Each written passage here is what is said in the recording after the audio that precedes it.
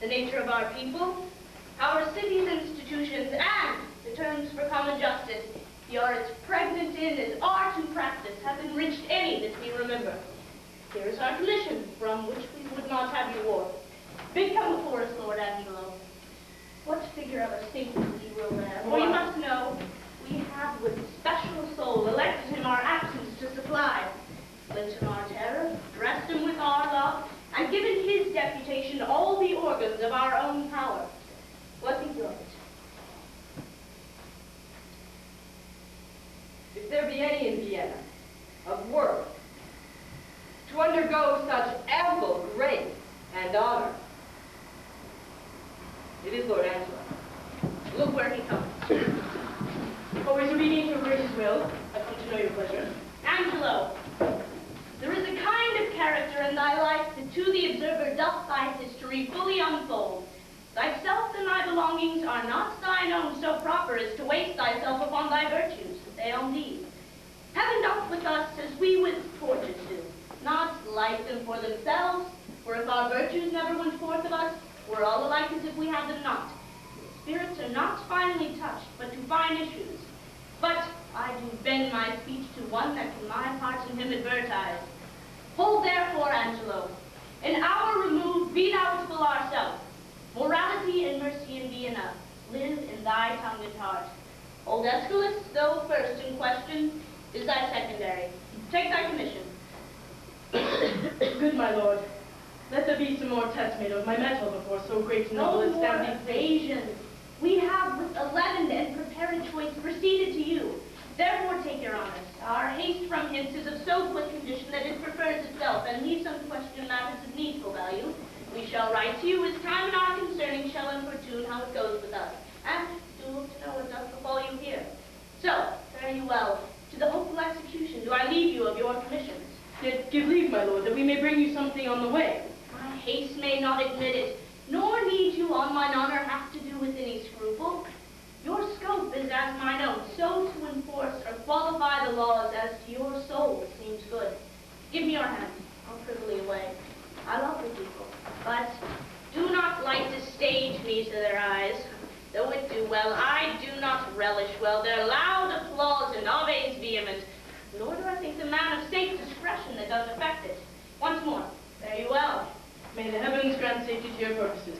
Lead forth and bring you back in happiness. I thank ye. Very well.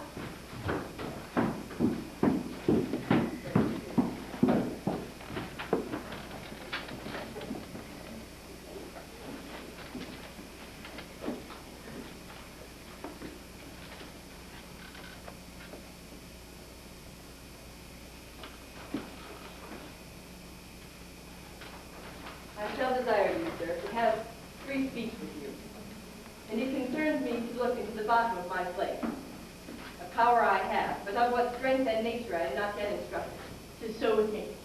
Let us withdraw together, and we may soon have our satisfactions touching that point. I'll wait upon your honor.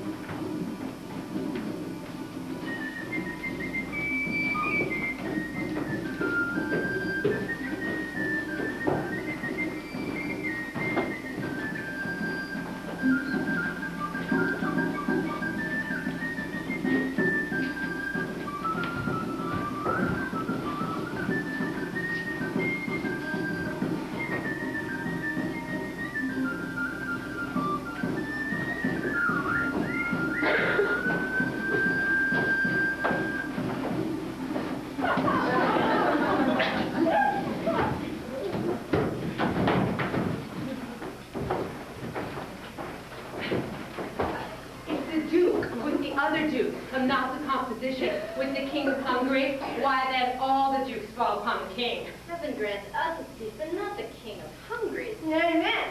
Thou concludes like the sanctimonious pirate that went to sea with the 10 commandments, but scraped one out of the table. Thou shalt not steal. Ah, that is great. What were the commandments to command the captain and all the rest from their function? They put forth to steal. There's not a soldier of us all that in the Thanksgiving before meat do relish the petition well that prays for peace. I never heard any soldier dislike it. I believe thee, for I think thou never wast where grace was set. No. A dozen times as much. What, in meter? In any proportion or in any language. I think, or in any religion. Why not? Grace is grace in spite of all controversy. As for example, thou thyself art a wicked villain, despite of all grace. Well, there was but a pair of shears between us. I grant, as there may between the lips and the velvet. Thou art the lips. No, the velvet. Thou art good velvet. Thou art a three-piled piece, I warrant thee. I had as lief be a list of an English courtesy as be piled as thou art pilled for a French velvet. Do I speak feelingly now? I think thou dost, and indeed with most painful feeling of thy speech. I will, after thine own confession, learn to begin thy health, but whilst I live, forget to drink after thee. I think I've done myself wrong, have I not? That thou hast, whether thou art tainted or free. Behold, behold, where Madam Mitigation comes.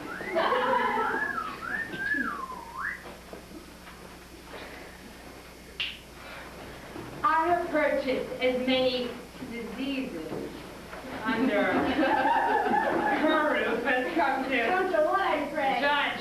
Yeah, $3,000 a year. Aye, and more. A French crown more. Thou art always figuring diseases in me, but thou art full of error. I am sound. Nay, not as one would say, healthy, but so sound as things that are hollow. Thy bones are hollow, impiety has made a feast of thee. How now? Which of your hips has the most profound sciatica? Well, well, there's one yonder arrested and carried to prison, worth 5,000 the lot of you. Well, who's that, I prithee? Marry, sir, that's Claudio, Signor Claudio. In Claudius prison? Tis not so. No, I know 'tis so. I saw him arrested, saw him carried away, and, which is the more, within these 3 days is said to be chopped off. But after all this fooling, I would not have it so. Art thou sure of this? I am too sure of it, and it is for getting Madame Giulietta with child. Believe me, this may be. He promised to meet me 2 hours since, and he was ever precise in promise keeping. And besides, you know it's draw something near the speech we had to set this purpose. But most of all, agreeing with the proclamation. Away, let's go learn the truth of it.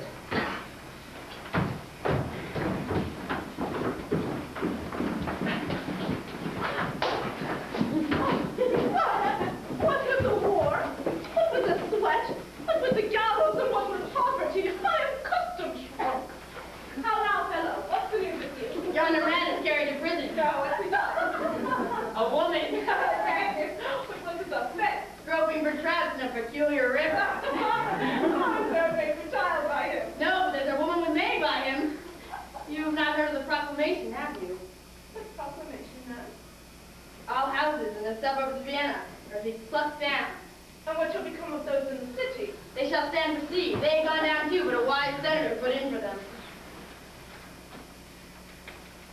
So shall all our houses resort in the suburbs be pulled down? To the ground, mistress. Here's a change indeed in the Commonwealth. What's to become of me? Fear not, you. Good counselors lack no clients. Though you change your place, you need not change your trade. I'll be your taster still. Courage! There'll be pity taken on you, you that have worn your eyes almost out of service. You'll be considered. Well, Thomas Taster, what's to be done here? Let's away. Here comes Senior Claudio, led by the provost to prison. Ah, there's Madame Giulietta. Fellow, why dost thou show me thus to the world? Coming to prison where I am committed. Sir, I do it not in evil disposition, but from Lord Angelo by special charge. Thou art a demigod of down to our offence by weight. Good heaven, on whom it will, and who will not so. So it is just. Why, how now, Claudio? Whence comes this restraint? Not too much liberty, Madam Shiro. Liberty. As serpent is the father of much fast, so every scope by the immoderate use turns to restraint. Our natures do pursue, like rats that raven down their proper bane and thirsty evil. And when we drink, we die. If I could speak so wisely under an arrest, I would send for certain of my creditors. And yet, to say the truth, I had as brief of the foppery of freedom and the morality of imprisonment. What's that offense, Claudia? What but to speak of would offend again. What, is it murder? No, lechery. Long ago, One word, good friend. Lucio, a word with you. If they'll do you any good, let you say, looked at. That stands between. Upon a true contract, I got possession of Juliet's bed. You know the lady. She's fast, my wife. Think that we do the denunciation lack of outward order. Thinking not to, only for propagation of a dower, remaining in the coffers of friends, whom we thought it meet to hide our love till time had made them for us. But it chances the stealth of our most mutual entertainment with character too gross is writ on Juliet. With child, perhaps. Happily even so. And sweet deputy now to the Duke, whether be the false glimpse of newness, whether that the body public be a halter on the governor doth ride, who in his seat, that it may know he can command as a strike fill the spur. Whether the tyranny be in place, or in its eminence which fills it up, I stagger in. The governor awaits me all the enrolled penalties, which have like unscoured armor hung by the fold so long that 19 zodiacs have gone round and none of them been worn. And for a name, now puts the drowsy neglected act freshly on me. Show me for a name. I warrant it is, and thy head stands so tickle on thy shoulder that a milkmaid, if she be in love, be excited. Send after the Duke and appeal to I him. have done so. He's not to be found. I prithee, Lucio, do me this kind service. Each day my sister should the cloister enter and never speak her approbation.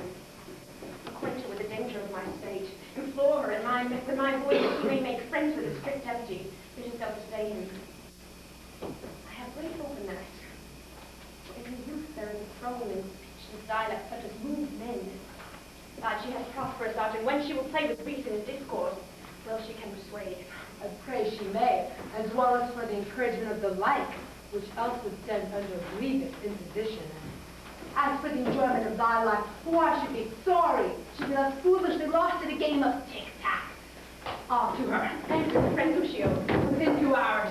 come on with her away.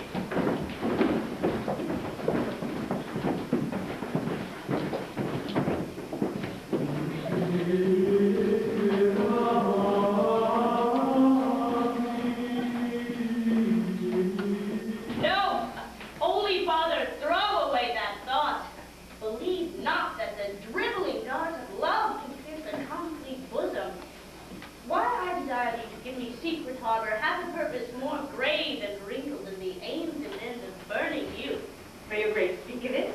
My holy sir, none better knows than you how I have ever loved the life removed, and held in idle price to haunt assemblies where youth and cost to witless bravery keeps. I have delivered to Lord Angelo, a man of stricture and firm abstinence, my absolute power and place here in Vienna, and he supposes me travel to Poland for, so I have strewn it in the common ear, and so it is received. Now, I assure you will demand of me why I do this. Gladly, my lord. We have strict statutes and most biting laws, the needful bits and curbs to headstrong jades, which for this 14 years we have let slip, even like an o'ergrown lion in a cave that goes not out to prey. Now, as fond fathers having bound up the threatening twigs of birch, only to stick it in their children's sight for terror, not to use. In time, the rod becomes more mocked than feared. So our decrees, dead to infliction, to themselves are dead.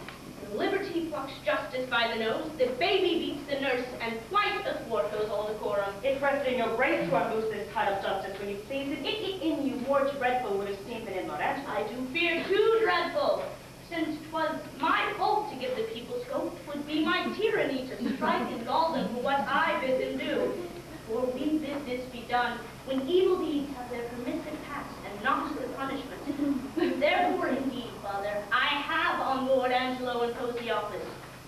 in the ambush of my name, strike home. And yet my nature, never in the fight to do in slander. And to behold his sway, I will, as for a brother of your order, visit both prince and people. Therefore, I prithee, father, supply me with a habit. And instruct me how I may formally in person bear like a true friar.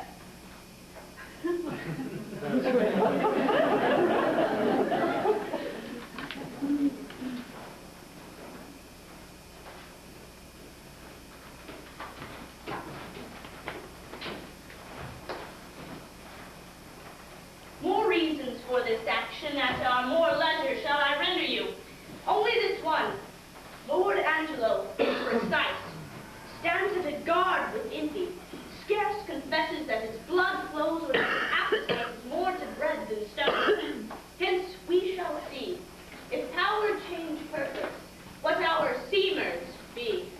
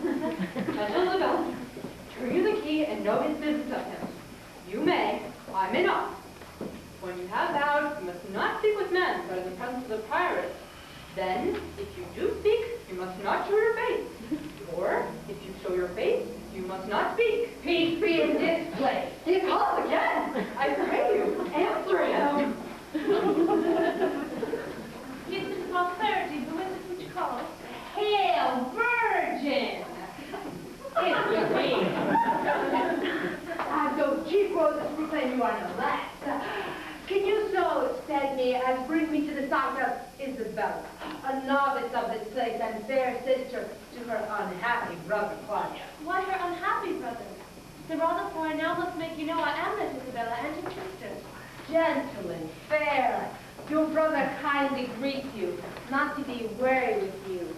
He's in prison. For what? For that which, if I might be his judge, he should receive his punishment in thanks. Friends with child. Sir, make me not your story. 'Tis true. I would not, though 'tis my familiar sin. With maids who seem the lapwing into jest tongues, heart play with all virgins so. I hold you as a thing in sky, and sainted by your announcement in immortal spirit, and to be talked with in sincerity as with a saint. You do blaspheme the good in mocking me. Do not believe it. Funis and truth, 'tis thus. Your brother and his lover have embraced. As those the sea grow full, as blossoming time that from the sea dips the bare fallow brings to teeming poison, even so her plenteous womb expresses his full tilt and husbandry.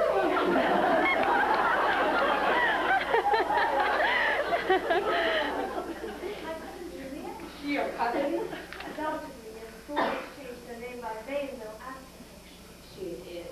Then let him marry her. This is the point. The Duke has very strangely gone from hence. For many gentlemen, myself being one, in hand and hope of action. But we do learn by those that know that the nerves of state is giving out was an infinite distance from his true men's design. Upon his place and with full light of his authority governs Lord Angelo, a man whose blood is very snow broth, one who never feels the wanton scenes and motions of the sense, but doth forbid and blunt his natural edge with profits of the study, mind, and fast. He, to give fear to use and liberty, which perhaps long run by the hideous law as mice by lions, has picked out an ass under whose heavy sense your brother's life falls under. He arrests him on it, and follows close the rigor of the statute to make him an example. All hope is gone, and he lets you have the grace of your fair prayer to soften Angelo.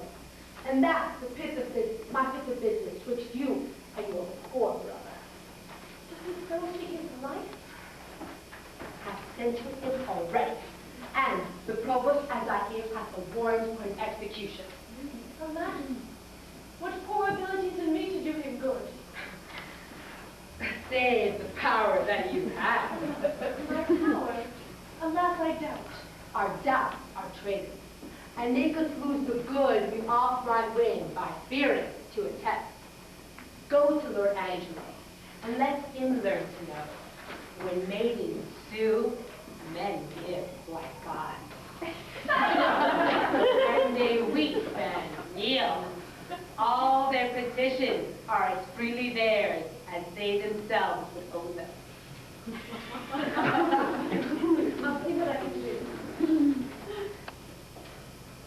I will allow it straight. No longer strain, but to give the mother nurses my effect. Command me to my brother. Soon as night I'll send him certain words of my sister. I take my leave of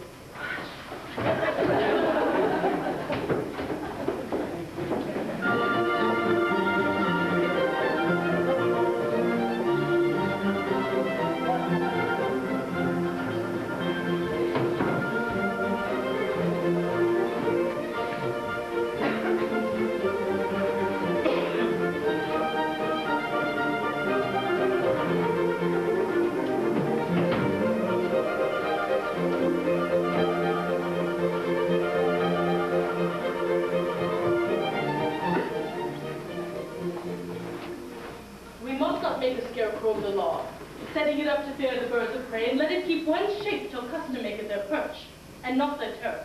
Aye, but yet let us be keen, and rather cut a little, than let fall into to death.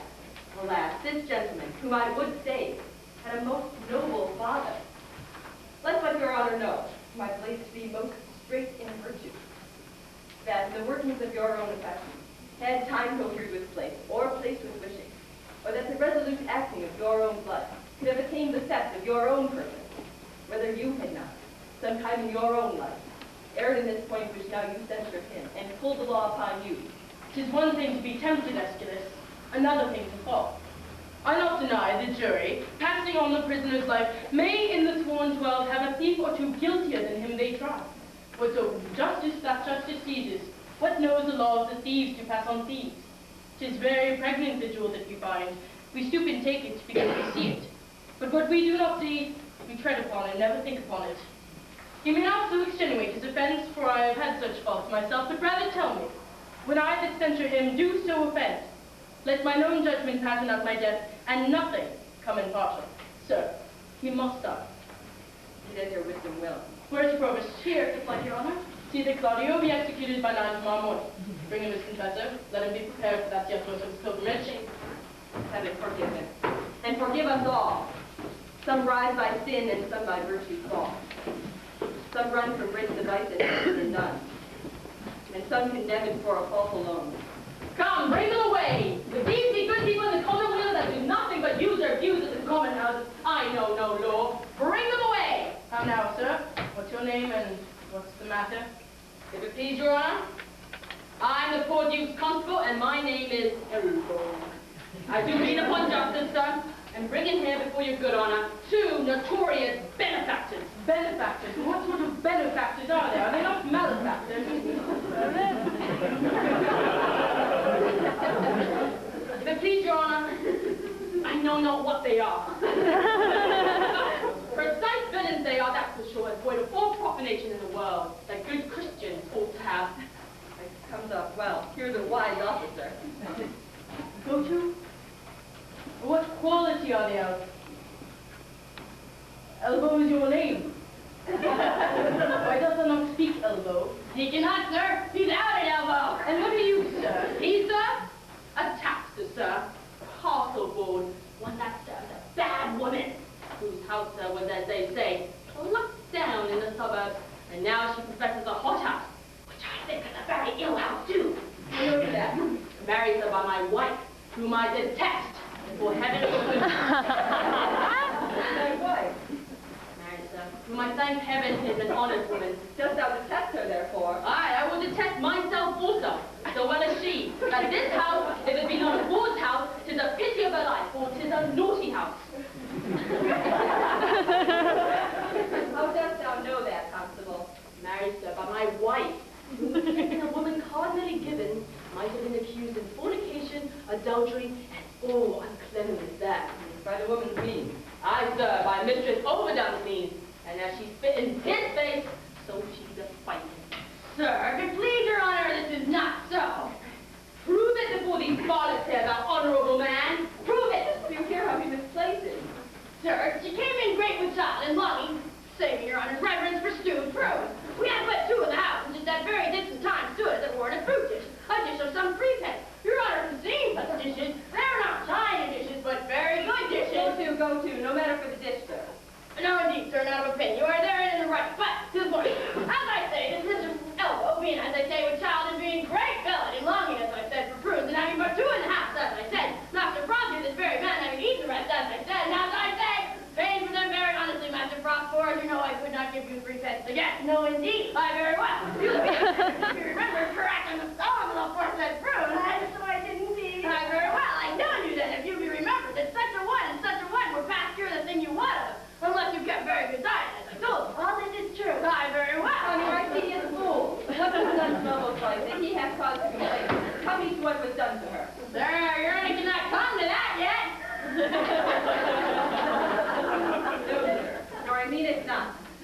No, but you shall come to it by your honor's leave. And I beseech your honor, look into Master Frost here, sir, a man of 80 pounds a year, whose father died at Hallowmas. Was it not at Hallowmas, Master Frost? Oh, Helen Eve. Oh, very well.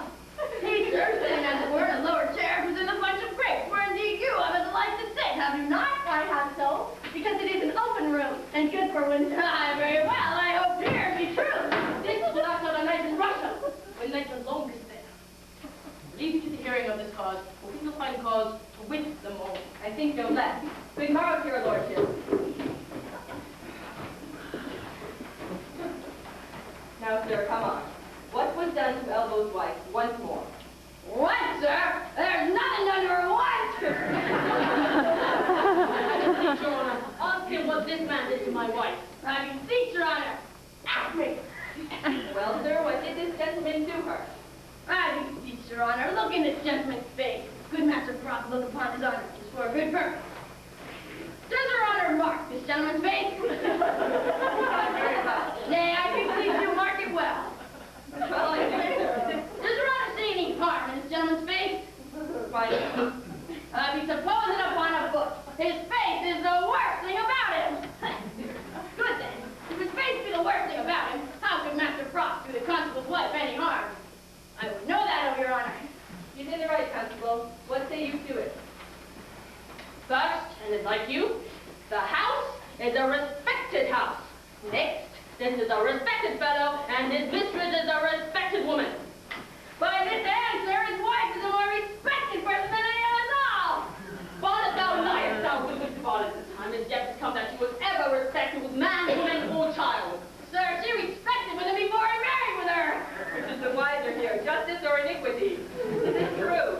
Oh, thou caitiff! Oh, thou bonnet! Oh, thou wicked Hannibal! I was respected with her before I was married to her. If ever I was respected with her, well, she was me. That's not before enough to go. It's impossible! Prove it, thou wicked Hannibal! My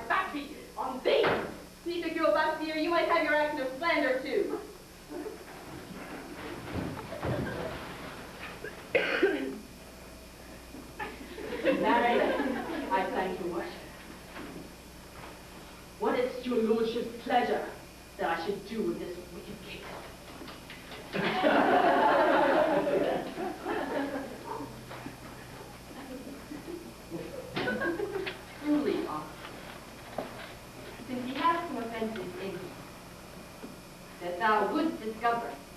If thou couldst, let him continue in his courses, till thou knowest what they are. Marina, thank your worship. Thou seest, thou goddess, what has come upon thee. Thou art to continue, thou goddess. Thou art to continue. Where were you born, Fred? Here in Vienna, sir. And are you a 4 pound a year? Yes, can it please you, sir? So, what trade are you of, sir? A tapster, sir. A poor widow's tapster. Your mistress' name? Mrs. Overdone. And has she had any more than one husband? 9, sir. Overdone by the last.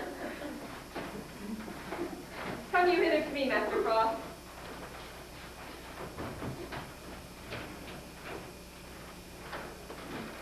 Master Frost, I would not have you acquainted with tapsters. They will draw you, Master Frost, and you will hang them. So for this time, Master Frost, get you gone, and let me hear no more of you. I thank your worship. But for mine own part, I never come into any room in a tap house. But rather I'm drawn in. No more of it, Master Frost. Very well. Come you hither to me, Master Tapster. What's your name, Master Tapster? Pompey! What else? Bum, sir! Frost, your bond is the greatest thing about you. So that in the beastliest sense, you are Pompey the Great.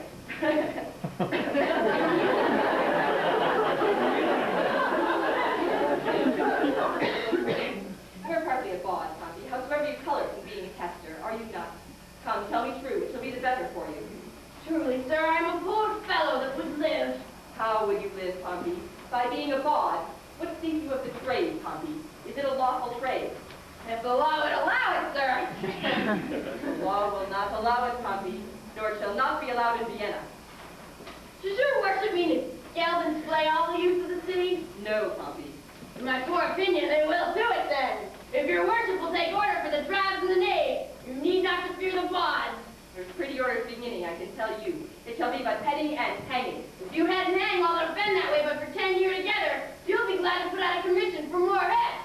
If this law holds in Vienna 10 years, I'll rent the fairest house in it after 3 pence a bag. If this come to pass, so Pompey told you. Thank you, Pompey. And in requital of your prophecy, hark you. Let me not find you before me again upon any complaint whatsoever. No, not for dwelling where you do. If I do, Pompey, I shall beat you to your tent and prove a shrewd Caesar to you. In plain dealing, Pompey, I shall have you whipped. So for this time, Pompey, fare you well. I thank your worship for your good counsel. But I shall follow as the flesh and torches shall better determine. Whip me? No! Let Carmen whip his chain. The valiant heart's not whipped out of his trade. Tell you either to me, Master Elbow. Master Elbow. How long have you continued in this place of constable? 7 years and a half, sir. Thought by your readiness in the office you had continued in it some time. You say 7 years together. And a half, sir.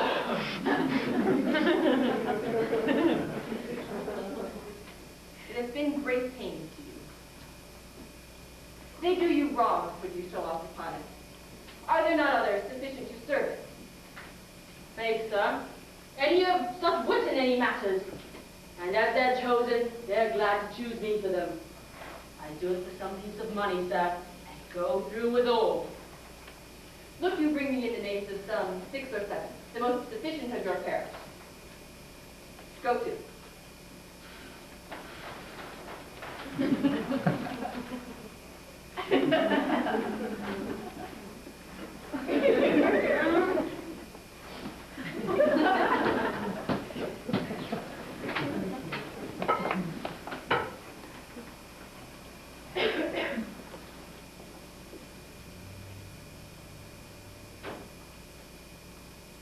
It grieves me for the death of Claudio. There is no remedy. Lord Angelo is severe. It is but needful. Mercy is not itself the off looks so. Pardon is still the nurse to second woe.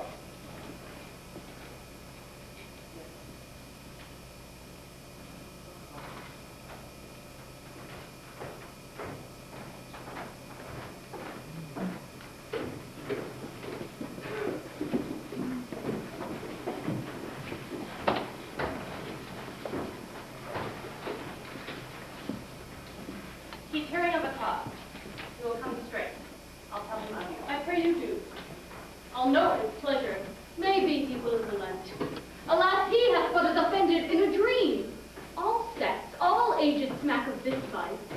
Is he to die for it? Now what's the matter, Provost? Is it your will Claudio shall die tomorrow? Did I not tell thee yea? Hadst thou not order, or dost thou ask again? Lest I might be too rash. Under your good correction I have seen when after execution judgment hath repented o'er his doom. Go to. Let that be mine. Do you your office, or give up your place, and you shall be well spared.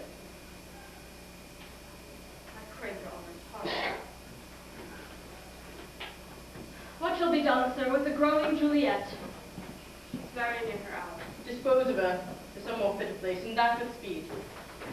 Here is the sister of the man condemned, desires access to you. Hath me a sister. Ay, my good lord. Very virtuous maid, and to be sure lives in sisterhood. Well, let her be admitted. See you the fornicatress be removed. Give her needful but not lavish means. There shall be order for it. Stay a little while. You're welcome. What's your will? I am a woeful suitor to your honor. Please, that your honor hear me. Well, what's your suit? There is a vice which most I do abhor, and most believe should be the flow of justice, for which I would not plead, but that I must, for which I must not plead, but that I am at war, twixt will and will not. Well, the matter. I have a brother is condemned to die. I do beseech you, let it be his fault and not my brother. And give thee moving grace. Condemn the fault and not the actor of it. Why every fault condemned ere it be done? Mine with the very cipher of a function to find the fault whose fine stands in record, and let go by the actor.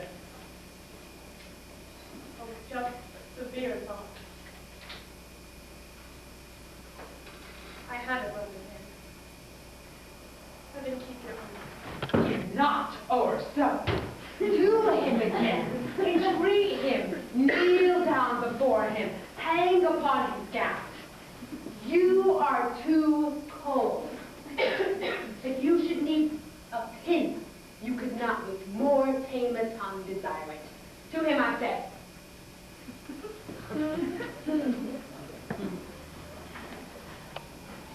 Must he need done? Maiden, no remedy. Yes. I do think that you might pardon him, and neither heaven nor man grieve at the mercy. I will not do it. But can you if you would? Look, what I will not, that I cannot do. But might you do it? And do the world no harm. And so your heart in touch with that remorse as mine is to hate. He sentenced, it is too late. You are too cold. Too late? Why no. I that do speak a word may call it again. Well, believe this. No ceremony that great one's long. Not the king's crown, nor the marshal's truncheon, nor the diffused sword, nor the judge's robe, become them with one half so good a grace as mercy does. If he had been as you and you as he, you would have slipped like him, but he like you would not have been so stern. Pray you be gone. Oh, I would to heaven I had your potency and you were Isabel. Should it then be thus? No, I know what 'twas to be a judge and what a prisoner. I touch him, there's the vein. Your brother is a forfeit of the law, and you would waste your words. My own forfeit were forfeit once, and he that might the vantage festive took bad at the remedy. How would you be, if he, which is the top of judgment, might but judge you as you are? Oh, think on that, and mercy then will breathe within your lips like man new made. Be you content, fair maid. It is the law, not I condemn your brother. Were he my kinsman, brother or my son, it should be thus with him. He must die tomorrow. Tomorrow? But sudden! Spare him! He's not prepared for death. Even to our kitchen we kill the fowl of season. Should we serve heaven with less respect than we do minister to our gross selves? Good my lord, bethink you. Who is it that has died for this offense? There's many have committed it. I well said. The law has not been dead, thou hast slept. Those many had not dared to do that evil if the first that did the east and trenches answered for his deed. Now 'tis awake, takes note of what is done, and like a prophet looks in a glass that shows what future evils, either new or by remittance new conceived, and so in progress to be hatched and born, are now to have no successive degrees, but ere they live to end. It shows some pity. I show it most of all when I show justice, for then I pity those I do not know, which a dismissed offense would do after gall and do him right, that answering one foul wrong is not to act another. Be satisfied. Your brother dies tomorrow. Be content. You must be the first that gives this sentence. And he that suffers. Oh, it is excellent to have a giant's strength, but it is terrible to use it like a giant. That's well said. And thunder. As Job himself does. Job would ne'er be quiet. For every pelting petty officer would use his heaven for thunder. Nothing but thunder. Merciful heaven. Thou, mother, with thy sharp and sulphurous bolt, splits the unwedgeable and gnarled oak in the soft myrtle. But man, proud man, dressed in a little brief authority, most ignorant of what he's most assured, his glassy essence, like an angry ape playing such fantastic tricks before high heaven as makes the angels weep, who with those pleased would all themselves laugh mortal. Oh, to him went. He will relent. He's coming. I perceive it. Cannot weigh our brother with ourselves. Great men may just say that 'tis wit in them, but in a less foul conviction. Thou on the right, girl, more of that. That is the captain's very choleric word, which in the soldier is flat blasphemy. Artifice to that, moron. Why do you put these sayings upon me? Because authority, though it err like others, has get a kind of medicine that skins the bite to the top. Go to your husband. Knock there. Ask your heart what he doth know that's like my brother's offense. If it confess a natural guiltiness such as it is his, let it not sound a thought upon your tongue against his life. She speaks, and 'tis such sense that my sense breathes with it. Very well. Gentle, my lord, turn back. I will bethink me. Come again tomorrow. Hark, how I'll bribe you, good my lord, turn back. Bribe me? Aye, with such gifts as heaven shall share. Ah, you had marvel else. Not with fond sickles of protested gold, or stones whose race either richer for its fancy values, but with true prayers, prayers from preserved soul, from fasting maids whose minds are dedicated to nothing temporal. Come to me tomorrow. Go to. 'Tis well away. And keep your honor's faith. Amen. For I am that way going to temptation where prayers are crossed. At what hour tomorrow shall I tend your lordship? At any time. Forenoon. Save your honor. From thee, even from thy virtue. What's this? What's this? Is this her fault or mine? The tempter or the tempted, who sins most? Not she. Nor does she tempt, but 'tis I that, lying by the violet in the sun, do as the carrion does, not as the flower, corrupt with virtuous season. Can it be that modesty may more betray our sense in woman's likeness? Having waste ground enough, shall we desire to raise the sanctuary and pitch our evils there? Fine. Or what art thou, Angelo? Dost thou desire her foully for those things which make her good? Let her brother live. These, for their robbery, have authority when judges kill themselves. What? Do I love her? That I desire to hear her speak again and feast upon her eyes. It is I dream of. Cunning enemy, that to catch a saint with saints does bait thy hook. Most dangerous is that temptation which does goad us on to sin in loving virtue.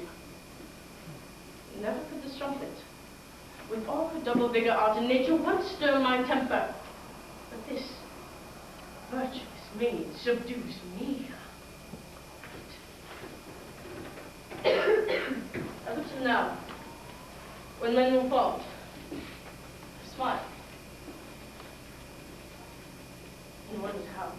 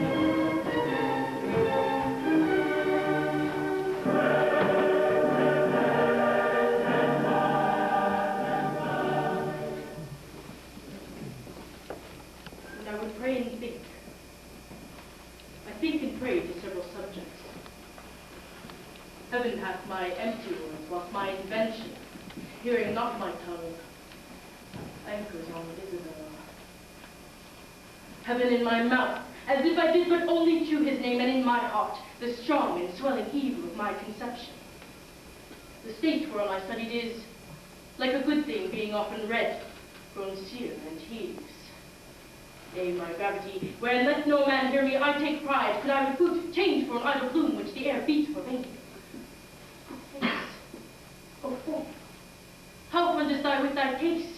Thy habit rent off from fools and tie the wiser souls to thy false scheming. Blood thou art blood. Let's write good angel on the devil's horns. 'Tis not the devil's crest. How now? Who's there? One Isabel, a sister, desires access to you. Teach her the way.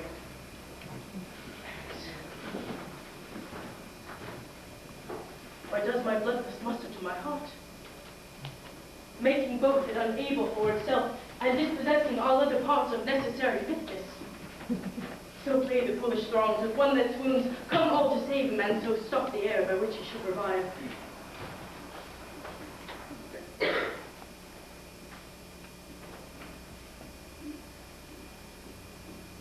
Oh, now, fair maid. I am come to know your pleasure. That you might know it would much better please me than to demand what 'tis.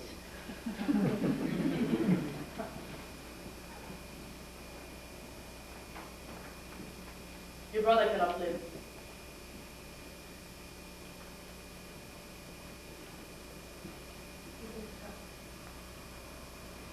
I'm going to keep you on. Yet he may live a while.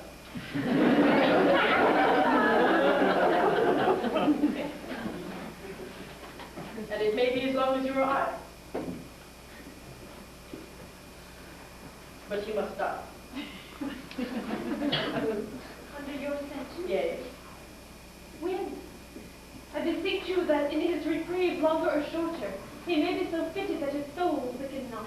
By these filthy vices, it were as good to pardon him that hath from nature stolen a man already made, as to remit their saucy scribbles, that do coin heaven's image and stamp it up with it. He set down so in heaven, but not on earth. Please.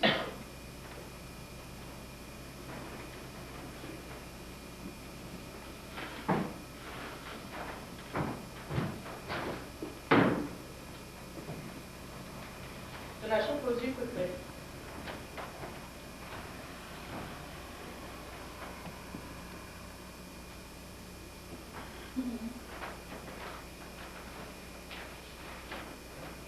Which had you rather? That the most just law now took your brother's life, or to redeem him? Give up your body to such sweet uncleanness as she is yet stained. Sir, believe this. I had rather give my body than my soul. I talk not of your soul. Compelled sin stand more for number than for heart. Nay, I'll not warrant that, for I can speak against the things I say. Answer to this. I, now the voice of the recorded law, pronounce a sentence on your brother's life. Might there not be a charity in sin to save this brother's life? Please did you do it? I'll take it as a peril to my soul. It is no sin at all, but charity. Pleased you to do it, at the peril of your soul, toward equal poise of sin and charity. That I do make his life, if that be sin, heaven let me bear it. You granting of my suit, if that be sin, I'll make it my morn prayer to have it added to the thoughts of mine, and nothing of your own. Nay, but hear me. Your sense pursues not mine. Whether you are ignorant or seem so, crafty, and that's not good. Let me be ignorant and know nothing good, but graciously to know I am no better. Thus wisdom wishes to appear most bright when it doth tax itself. As these black masks proclaim an concealed beauty 10 times louder than beauty could. Display. But mark me, to be received plain, I'll speak more gross. Your brother is to die. And his offense is so, as it is accounted upon the law of that pain. Admit no other way to save his life, as I subscribe to you, not that, nor any other, but in the loss of question, that you, his sister, finding yourself desired of such a person, whose credit to the judge, or only your place in the state could fetch your brother from the manifest of the all-binding law, and that there were no earthly means to save him, but that either you must lay down the treasures of your body to this supposed, or else to let him suffer. What would you do? What, my poor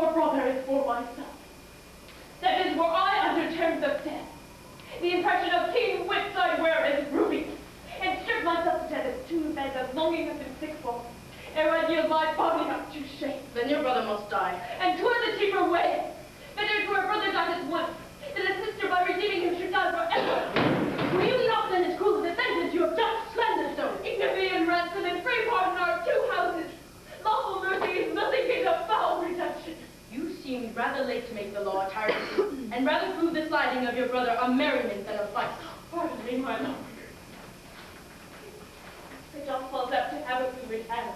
We speak not what we mean. Like something to do excuse the thing I hate, for his advantage which I dearly love. We are all frail.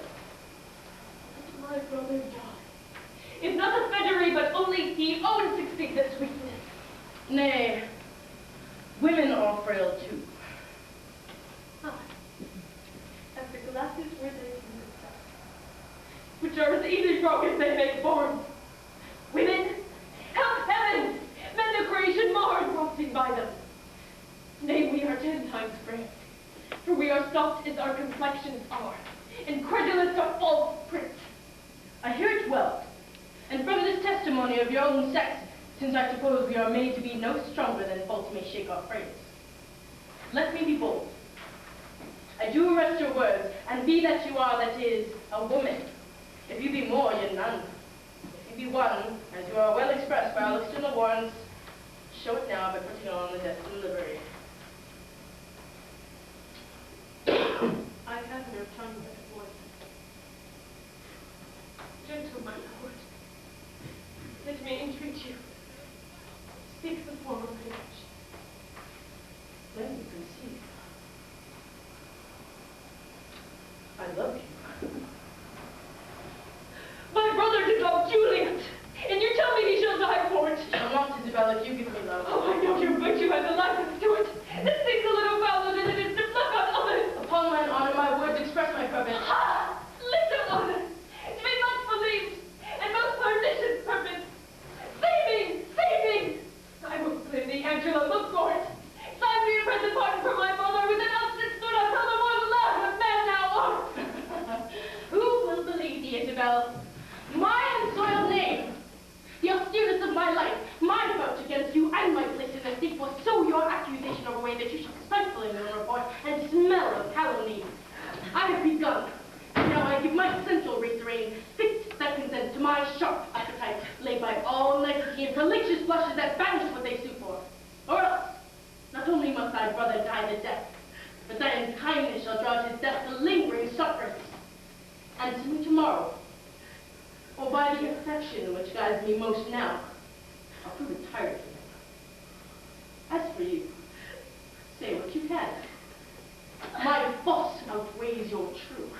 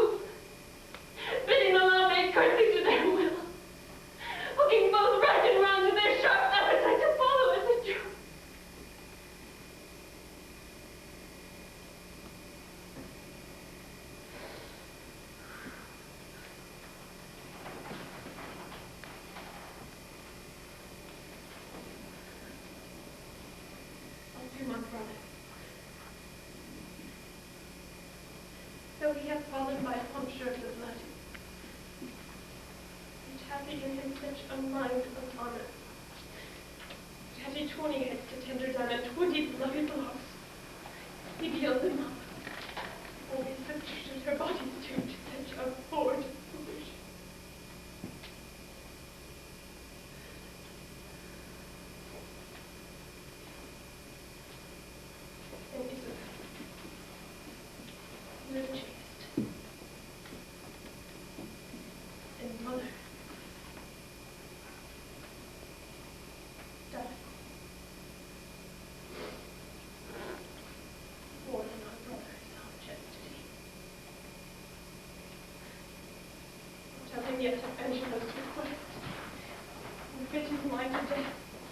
the soul's rest.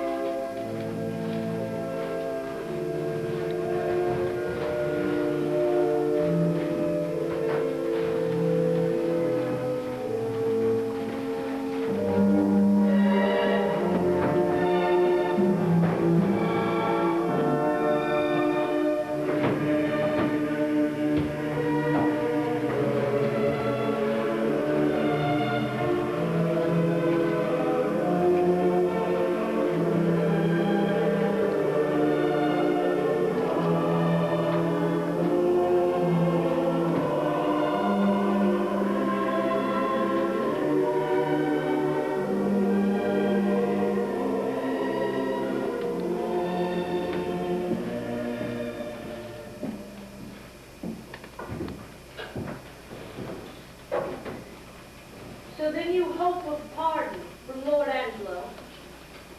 The user will have no other medicine but only hope. I have hope to live, and am prepared to die.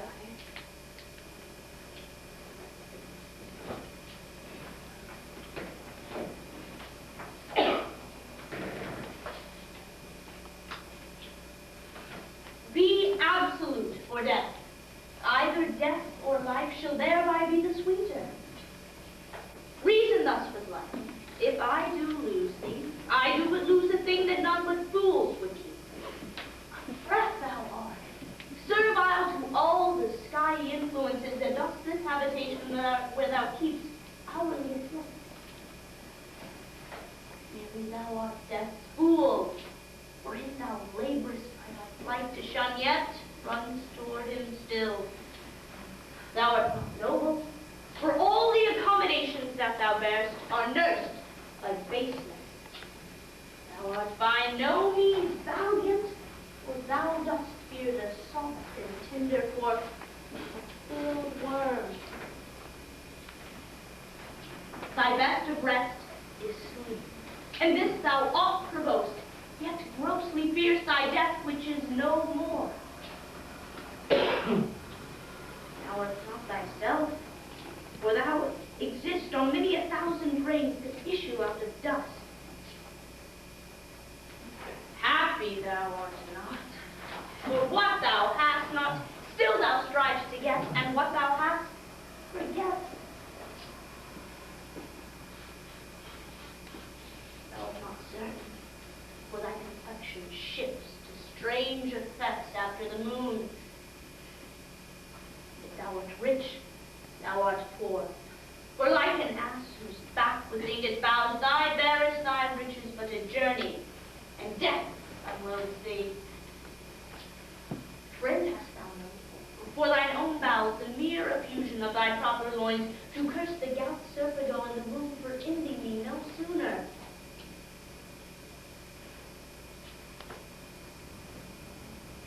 Thou hast nor youth nor age, but as it were an after-dinner sleep, dreaming on both. For all thy blessed youth becomes as aged, and doth beg the alms of palsied eld. And when thou art old and rich, thou hast neither heat, affection, limb, nor beauty to make thy riches pleasant. What's yet in this that bears the name of life? And yet in this life lie hid more 1,000 deaths. Yet death we fear that makes these odds all even.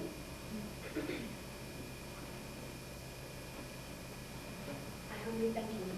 To live I find I seek to die.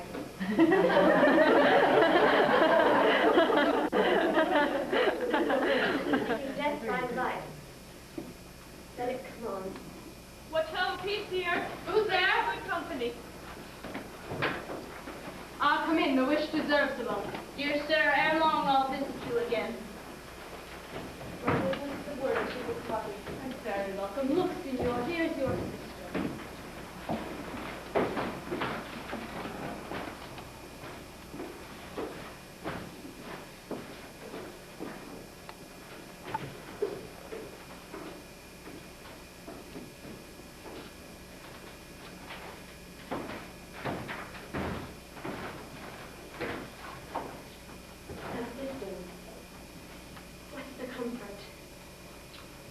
Why, as all comforts are.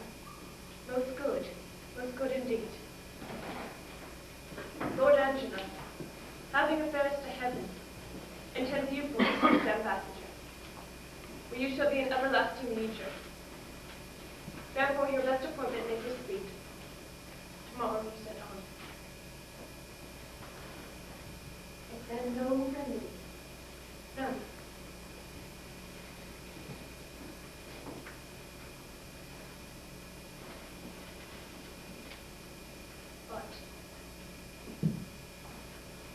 Such a remedy as to save a head, to cleave a heart and try the any.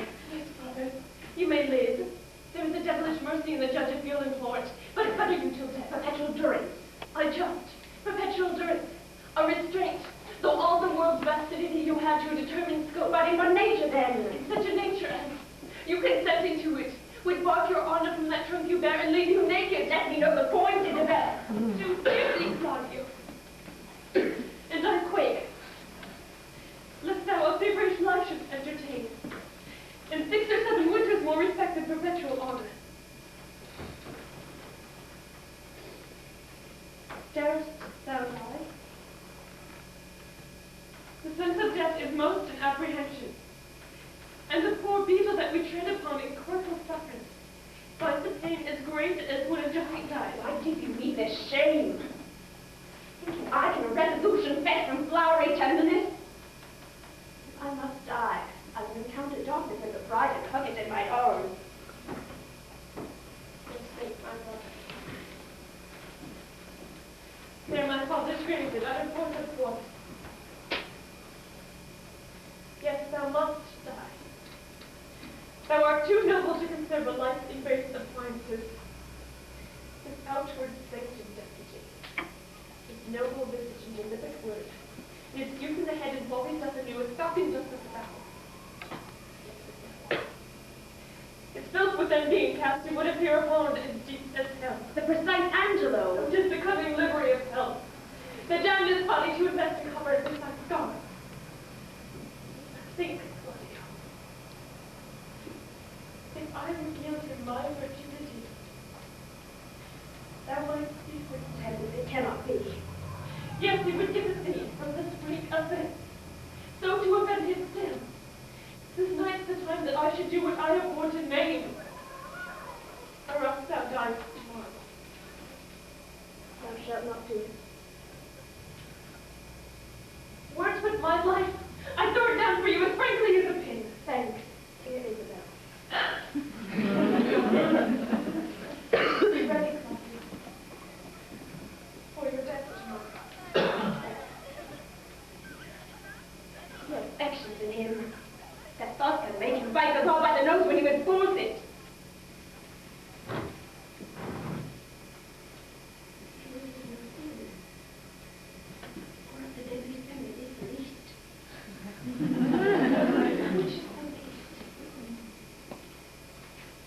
Word damnable. He being so wise, why would he for a momentary trick be perturbably fined? Oh, Isabel, it's my brother. Death is a fearful thing. And shame and life are hateful. Aye. To die. To go we know not where. To lie in cold obstruction and to rot. This sensible warm motion to become a naked clod, and a lighted spirit, bathe in fiery flood, or reside in thrilling region of thick-ribbed ice. He is driven in furious winds and flow with restless violence round about the bended world. And he was the worst. I don't saw the insert and thought imagine howling.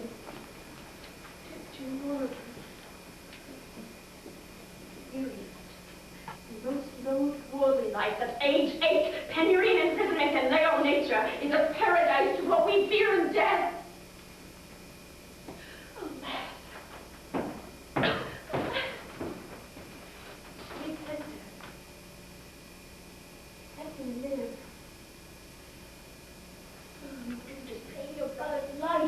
Nature dispenses with a deep soul that it becomes a virtue. Oh, you babes! Oh, faithless coward! Oh, dishonest wretch! Wilt thou be made a man after my fight? What should I think? Having shielded my mother, played my father fair. For such a warmth of a wilderness, ne'er it should come in blood. Take my device! Die! Perish! My sending town repeat thee from thy maiden shut feet. Bring a thousand prayers for thy death, Claudio. No word to say, nay, but hear me in the face. Thy sins not, I could have done but a trade. Mercy that they would profit them a bond. 'Tis best that thou diest quick. Oh, nay, but hear me in the God's sake word, young sister, but one word. Your will. Son, I have overheard what has passed between you and your sister. Angelo had never the purpose to corrupt her. Only he hath made an essay of her virtue to practice his judgment with the disposition of nature. I am confessor to Angelo, and I know this to be true. Therefore, prepare yourself to death. Do not satisfy your resolution with hopes that are fallible. Tomorrow you must die. Go to your knees and make ready.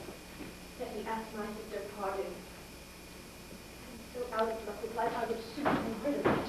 Hold you there. Farewell. Provost, a word with you.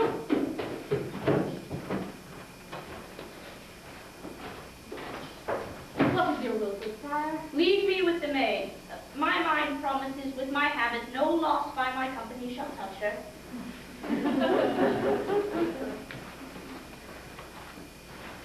So you must go.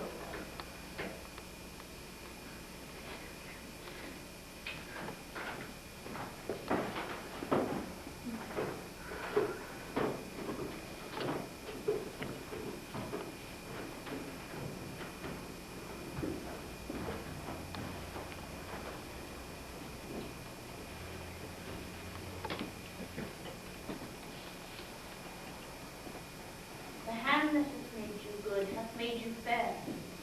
The goodness that is chief in beauty makes beauty brief in goodness.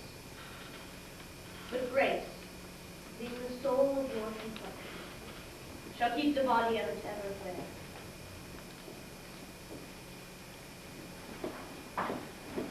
The assault that Angelo hath made to you, fortune hath conveyed to my understanding, and but that frailty hath examples for his falling. I should wonder, said Angelo, how will you do to content this substitute and to save your brother? I am now going to resolve him. I'd rather that my brother die by the law than my son be unlawfully born. But oh, how much is the good Duke deceived in this duty? If ever he return and I have chance to speak to him, I'll open my lips in vain or discover his government. That shall not be much amiss. Yet, as the matter now stands, he will avoid your accusation. He made trial of you only. Therefore, fasten your ear on my advisings. To the love I have in doing good, a remedy presents itself. I do make myself believe that you may most uprighteously do a poor wronged lady a merited benefit. Redeem your brother from the angry law, do no stain to your own gracious person, and much please the absent Duke. If peradventure he shall ever return, have hearing of this business. Let me hear you speak, Father. I have spirit to do anything that appears not foul in the truth of my spirit. Virtue is bold and goodness never fearful. Have you not heard speak of Mariana, the sister of Frederick, the great soldier who miscarried at sea? I have heard of the lady, and good words with her name. She should this Angelo have married, was affianced to her oath and the nuptial appointed, between which time of the contract and the limit of the solemnity, Her brother Frederick was wrapped at sea, having in that Paris vessel the dowry of his sister. But mark how heavily this befell to the poor gentlewoman. There she lost a noble and renowned brother, in his love toward her, ever most kind and natural. With him the sinewy portion of her fortune, her marriage dowry. With both, her condiment husband, this well-seeming Angelo. Did Angela so leave her? Left her in her tears and dried not one of them. Swallowed his vows whole, pretending in her discoveries of dishonor. And few bestowed her on her own lamentation, which she yet wears for his sake. And he, a marvel to her tears, is washed with them, but relents not. To merit worse in death to bring this poor maid from the world. What corruption in this life that can let this man live? But how out of this can she amend? A rupture that you may easily heal. And the cure of it not only saves your brother, but keeps you from dishonor in doing it. Show me how, good father. This forenamed maid hath yet in her the continuance of her first affection.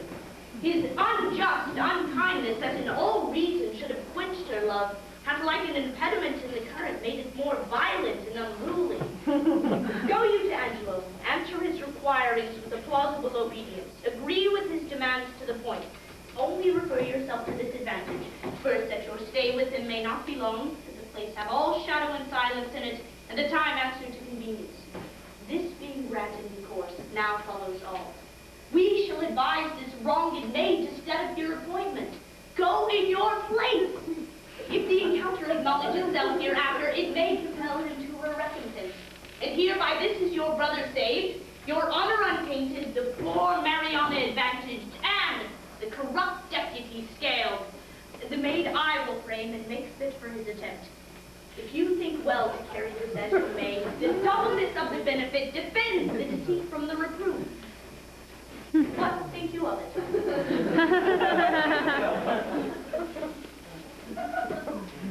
image of it gives me content always. Haste you speedily to Angelo. If for this night he entreat you to his bed, give him the promise of satisfaction. I will presently to St. Luke's. There at the moated grange resides this dejected Mariana. At that place call upon me, and dispatch with Angelo, that it may be quickly. I thank thee for this comfort. Fare thee well.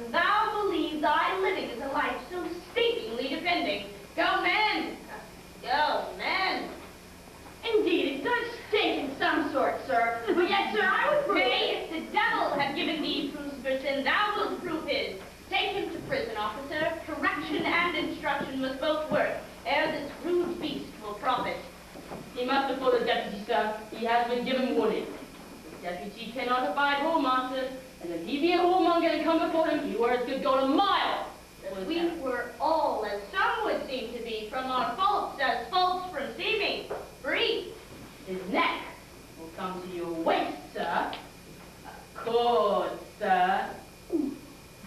Hi, my comfort, I cry Bill! I'm a gentleman and a friend of mine!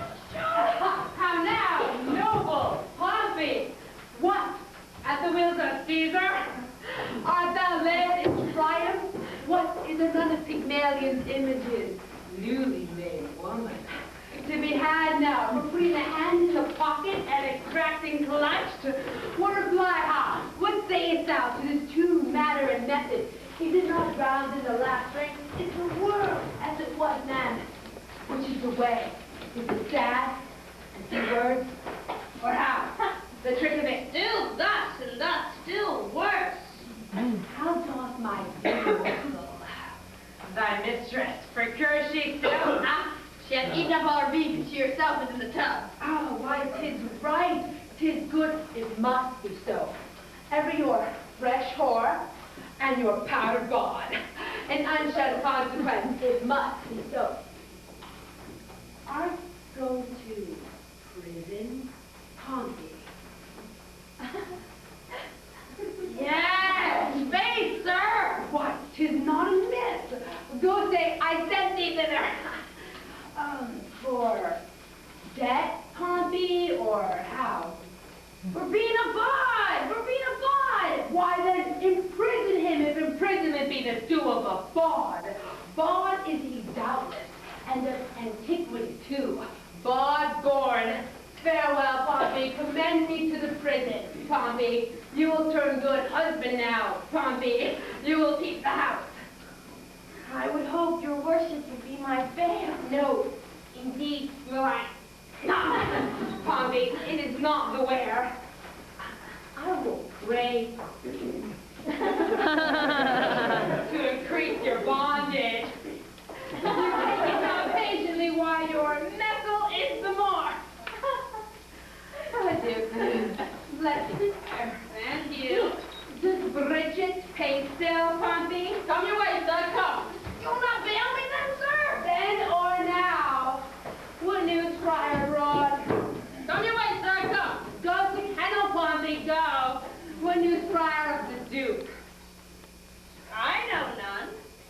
Can you tell me of any? Some say he's with the Emperor of Russia, others some he is in Rome.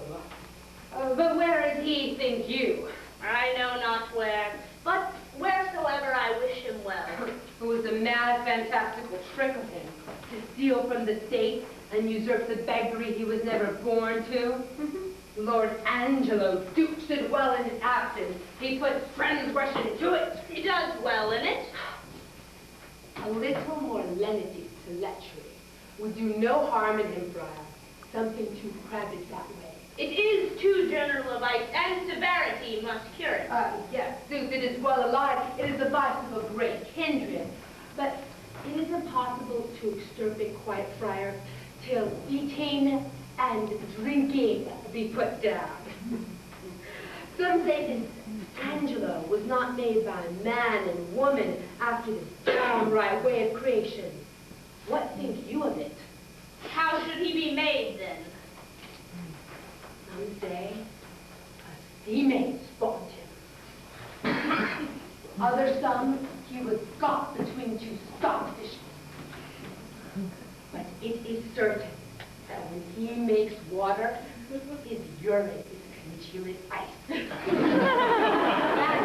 I know to be true. And his emotion ungenerative, that infallible. You are pleasant, sir, and speak at pace. What a ruthless thing is this in him, for the rebellion of a codpiece to take away the life of a man. Would the Duke that is absent have done this? Here he would have hanged a man for getting 100 bastards. He would have paid those nursing thousands. He had some feelings for the sport. He knew the service. And that instructed him to mercy. I have never heard the absent Duke much detected for women. He was not inclined in that way. Sir, you are deceived. 'Tis not possible. Not the Duke? Yes, you're a beggar of 50. And his use was to put a ducat in her clap dish. The Duke had crotches in him. And he would be drunk, too. That let me inform you. You do him wrong, surely. I was an inward of his. Fine fellow, was the Duke. And I believe I know the cause of his dry. What, I prithee, might be the cause? No, pardon. His secret must be locked within the teeth and the lips.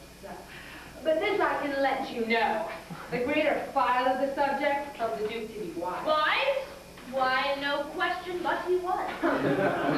It's very superficial, ignorant, unweighed. I know distance envy in you folly or mistaking. The very stream of his life and the business he hath held must upon a warranted need give him a better proclamation.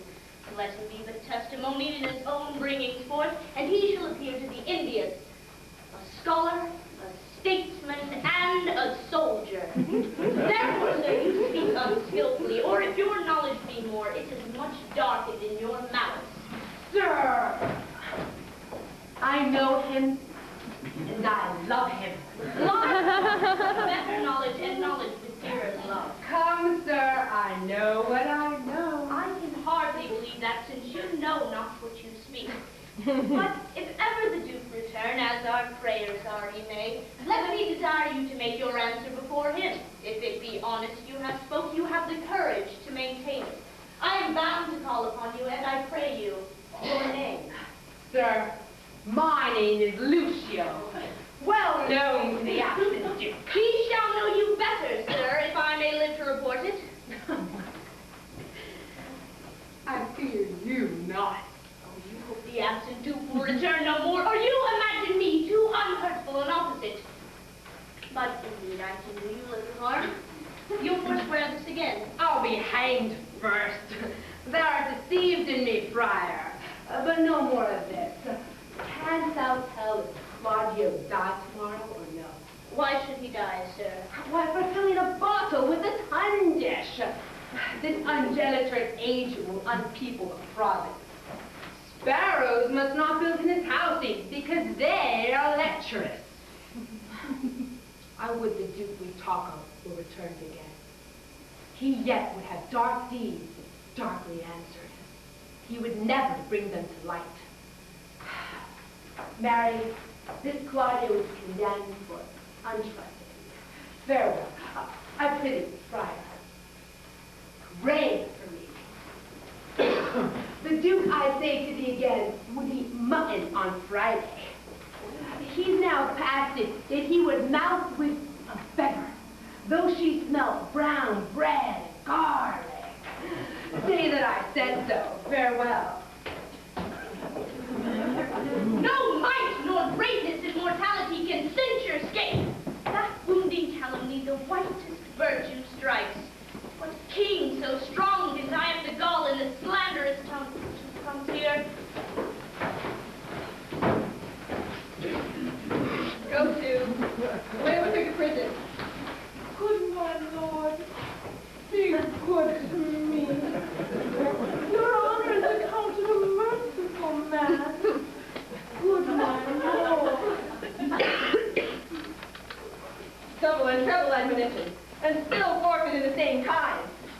It's enough to make mercy swear and play the tyrant. About 11 years continuous, so please your friend. My lord, here is one Lucio's information against me. Mistress Keaton was with child by him in the Duke's time. He promised her marriage. His child is a year and a quarter old, come Philip and Jacob. I've kept him myself, and see how he goes about to abuse me. That fellow is a fellow of much likeness. Go to, away with your prison. No more words.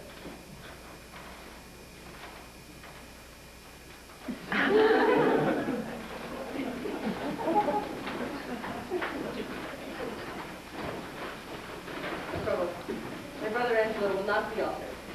Claudio must die tomorrow. See that he be furnished with divines and have all charitable preparations. If my brother wrought with my pity, it should not be so for him. So please your grace, this friar hath been with him already, and advised him for the entertainment. Good evening, good friar. Blessed and goodness on you. Whence are you? Not of this country, though my chance is now to use it for my time. I from his holiness. What news abroad in the world? None! There is so great a fever on goodness that the dissolution of it must cure it. There is scarce truth enough alive to make society secure, yet security enough to make fellowships accursed. Much upon this news runs the riddle of the world. This news is old enough, yet it is every day's news. I pray you, sir, of what disposition was the Duke? One that, above all other strife, contended especially to know himself.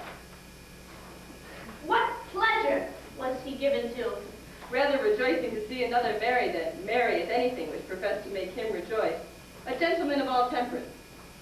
But leave we him to his events, with a prayer they may prove prosperous. And let me desire to know how you find Claudio prepared. I am made to understand you have lent him visitation. He professes to have received no sinister measure from his judge, but most willingly humbles himself to the determination of justice. Yet he had framed to himself, by instruction of his frailty, many deceiving promises of life, which I, by my good leisure, have discredited to him, and now is he resolved to die. You paid the heavens your function, and the prisoner the very death of your calling. I have labored for the poor gentleman the extremest shores of my modesty. As my brother Justice have I found so severe that he has forced me to tell him he is indeed justice. If the straightness of his life answer his own proceedings, it shall become him well, wherein, if he chance to fail, he has sentenced himself. I'm going to visit the prisoner. Fare you well. Peace be with you.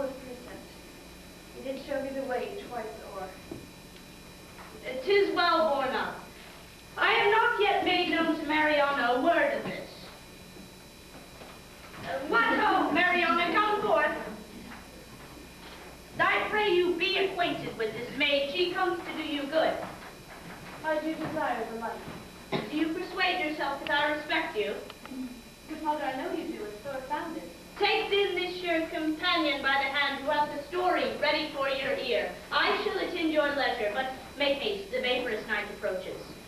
Please just walk aside.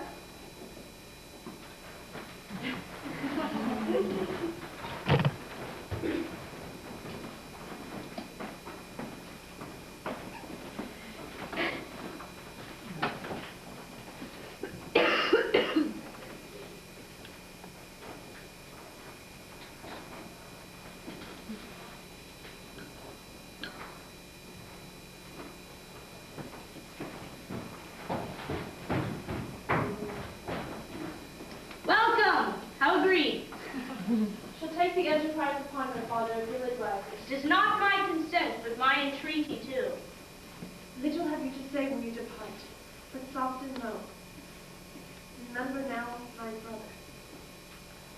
Fear me not. Nor, gentle daughter, fear you not at all. He is your husband on a free contract. To bring you thus together, 'tis no sin, since that the justice of your title with him doth flourish the deceit. Come, let us go, our corns to reap, for yet our tithes to sow.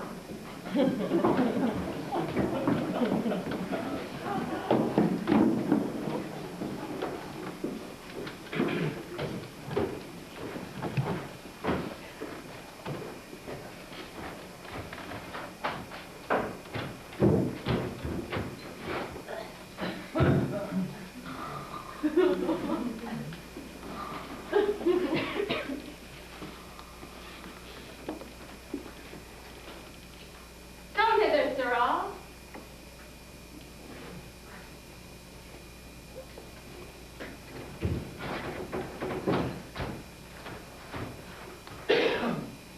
Can you cut off a man's head? If the man be a bachelor, sir, I can, but if he be a married man, he's his wife's head, and I can never cut off a woman's head. Come. Leave me your statutes and yield me a direct answer.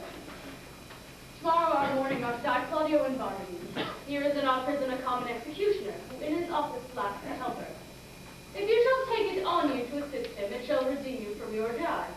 If not, you shall have your full time of imprisonment and your deliverance with an unpitied whipping, for you have been a notorious bawd. I have been an unlawful bard, time out of mind, but yet I would be content to be a lawful hangman. I would be glad to receive some instruction from my fellow partner. What ho, of Horson? Where's a Horson? What ho?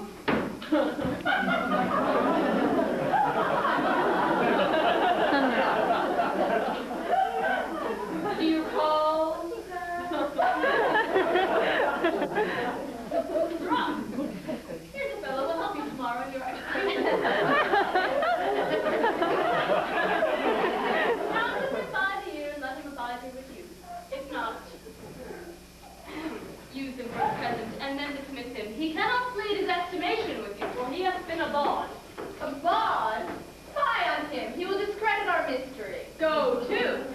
You two wait equally. A feather will turn the scale. Pray, by your good favor, or surely a good favor you have, that you have a hanging look. Do you call your occupation a mystery? Aye, sir. A mystery.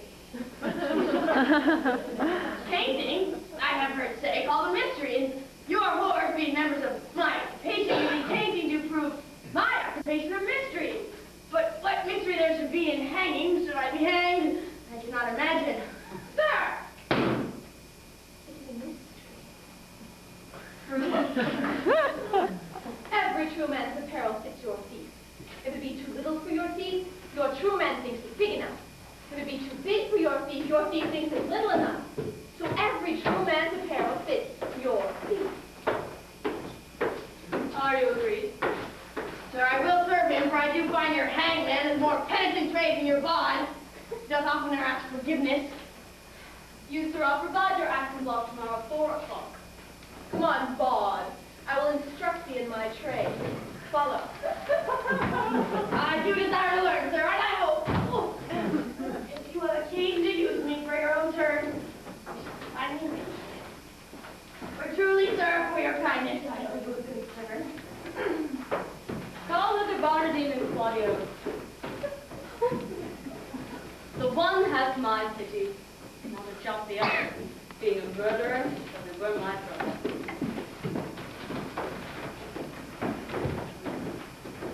Look, Claudio, the Lawrence comes here to execute him tomorrow. 'Tis now dead midnight. Tomorrow morning thou art to be made immortal. Where's Barnabine? That locked up in sleep is useless labor when it lies stalking in the traveler's bones. He will not wake. Who can do good on him? Well, go prepare yourself. Heaven give your spirits comfort. This is a gentle provost. Seldom when the steel jailer is the friend of men. Hope it is some pardon or reprieve for the most gentle Claudio. Welcome, Father. The best and wholesome spirits of the night envelop thee, good provost.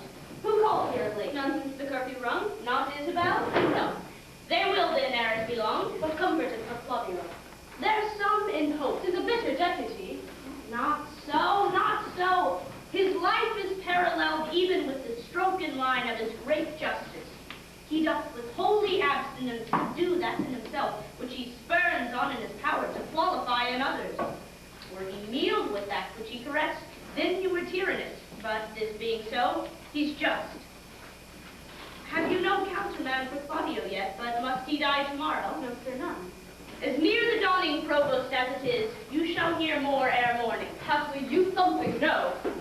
But I believe there comes no counterman. No such example have we. Besides, upon the very siege of justice, Lord Angelo hath to the public here professed to the contrary. This is his latest plan. And here comes Claudio's pardon. My lord hath sent you this note, and by me this further charge, that you swerve not from the smallest article of it, neither in time, matter, or other circumstance. I shall obey.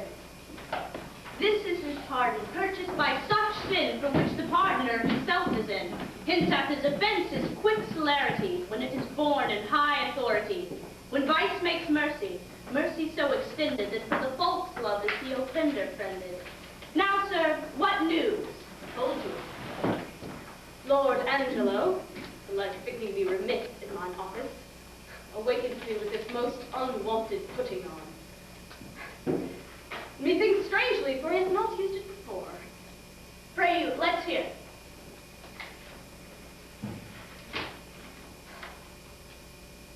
Whatsoever you may hear to the contrary, let Claudio be executed by 4 o'clock, and in the afternoon, Barnaby. For my better satisfaction, let me have Claudio's head sent me by 5. Let this be duly performed, with the thought that more depends on it than we may deliver. Thus fail not to do your office, for you shall answer it at your peril. What say you to this, sir? What is that Barnaby that is to be executed in the afternoon? A Bohemian born, but here nurse up and bred. How Came came that as a prisoner 9 years old. How came it that the absent duke is not either delivered into his liberty or executed him?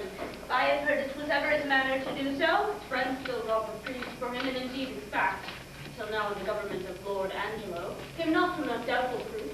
Is it now apparent? Most manifest, and not denied by himself.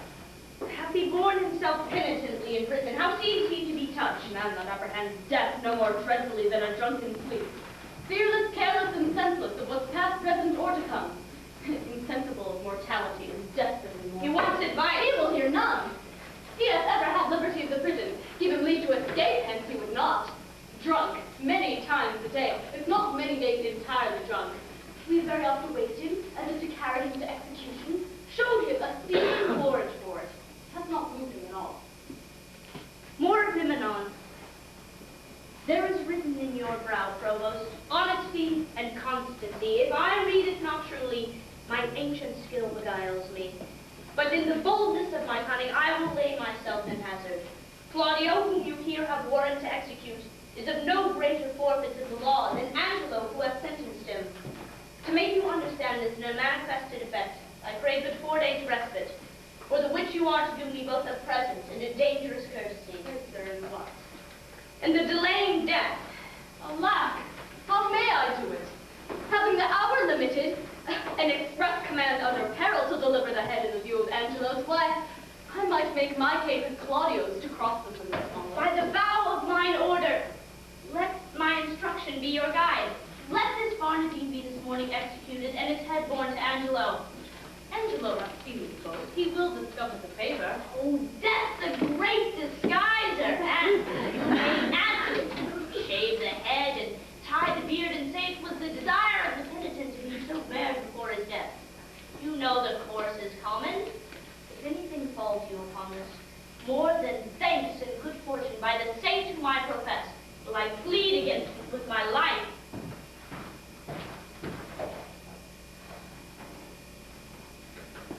Pardon me, good father. It is against my oath. To whom were you sworn, the Duke or the deputy? To him and the substitute. You will think you have made no offense then if the Duke avouch the justice of your But dealing. what likelihood in that? Not a resemblance, but a certainty. Yet, since I see you fearful, I will go further than I meant to pluck all fears out of you. Look you, sir, here is the hand and seal of the Duke. You know the character, I doubt not, and the signet is not strange to you. No, no, no. The contents of this is the return of the Duke, which you shall anon overread at your pleasure, for you shall find within these 2 days he will be here. This is a thing that Angelo knows not, for he this very day receives letters of strange tenor. Perchance of the Duke's death, perchance entering him at some monastery. But, by chance, nothing of what is written. Look you, sir, the unfolding star called of the shepherd. Put yourself not into amazement how these things may be. All difficulties are easy when they are known. Call your executioner and off with Barnardine's head. I will give him a present shrift and advise him for a better place.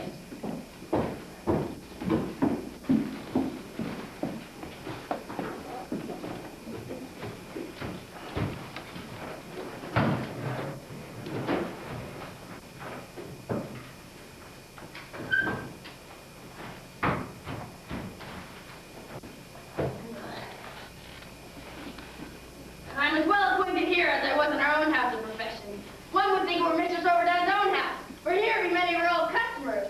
First, here's young Master Rash. He's in for a commodity of brown paper and old ginger. 9 score and 17 pounds, of which he made 5 marks, spending money. Married, and ginger was not much in request. The old women were all dead. Then there's here one Master Capers and tutor Master Threefile and Mercer for some 4 suits of peach-colored satin, which now peaches him a beggar. And we have here a young drop hair that killed Hasty Pudding, and Wild Hatkin and Stout Pot, and some 40 more, all brave stewards in our trade, that are now, for the Lord's sake.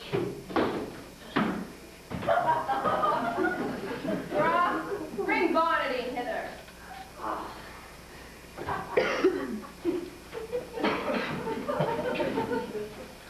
Barnardine! You must be so good to ride and be put to death, Master Barnardine! Hello, Barnardine! Oh, Foster, you explode! Who is that noise there? What are you? Your friend, sir, the hangman. You must be so good to ride and be put to death! Away, you crows! Away! I am sleeping! Tell him he must awake, and that quickly, too. Pray, Master Barnardine, awake, you are executed, and sleep afterward! Go into him and fetch him out. He's coming, sir, he's coming. I hear a straw rustle.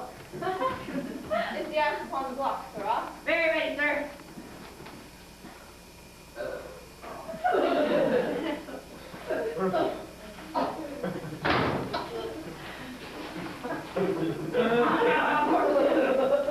The news with you! Truly, sir, I would desire you to clap into your prayers. For look you, the warrants come. You rogue! I have been drinking all night and am not fitted for it!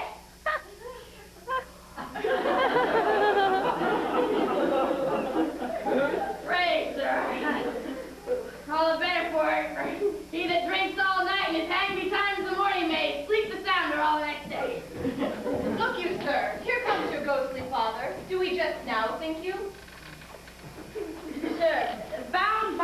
charity, and hearing how hastily you are to depart, I am come to advise you, comfort you, and pray with you. Friar, not I. I have been drinking all night and will have more time to prepare myself, or they shall beat out my brains with pellets. I swear I will not consent to die today.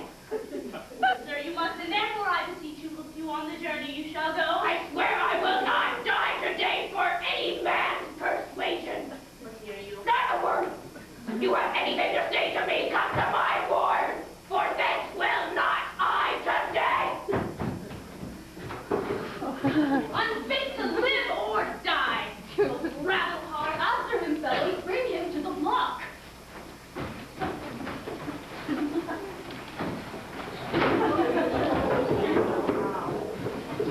Now, sir, how do you find the prisoner? A creature unprepared, unmet for death. To transport him in the mind he is were damnable. Here in the prison, Father, there died this morning of a cruel fever one Raggedy, a most notorious pirate, a man of Claudio's years, his beard and head just of his color. What if we do omit this reprobate till he were well inclined, and satisfy the deputy with the visage of Raggedy, more like to Claudio? 'Tis an accident that heaven provides. Dispatch it presently. The hour draws on for fixed by Angelo. See this be done and sent according to command, whilst I persuade this rude wretch willingly to die. It shall be done, good Father, and presently. But Barnardine must die this afternoon. And how shall we continue Claudio alive, to save me from the danger that might come if he were known alive? Let this be done. Put them in secret holds, both Barnardine and Claudio. Ere twice the sun hath made its journal greeting to yonder generation, you shall find your safety manifested. You're free dependent. Quick, dispatch and send the head to Angelo. Now will I write letters to Angelo. The provost he shall bear them, whose contents shall witness to him that I am near at home, and that by great injunctions I am bound to enter publicly. Him I'll desire to meet me at the consecrated fount, and from thence by cold gradation and well-balanced form, we shall proceed with Angelo.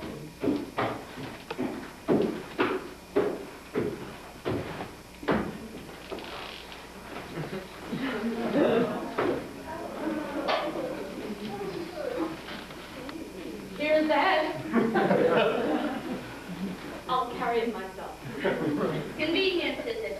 Make a swift return, for I would commune with you of such things that want no ear but yours. I'll make all speed. Son of Isabel. She's come to know, yet her brother's pardon be come hither. But I will keep her ignorant of her good, to make her heavenly comforts of despair when it is least expected.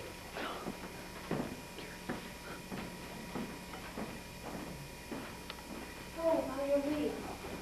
Good morning, fair and gracious daughter. The better given me by so holy a year. Has yet the deputy split my brother's heart? He hath released him, Isabel, from the world. His head is off and sent to Angelo.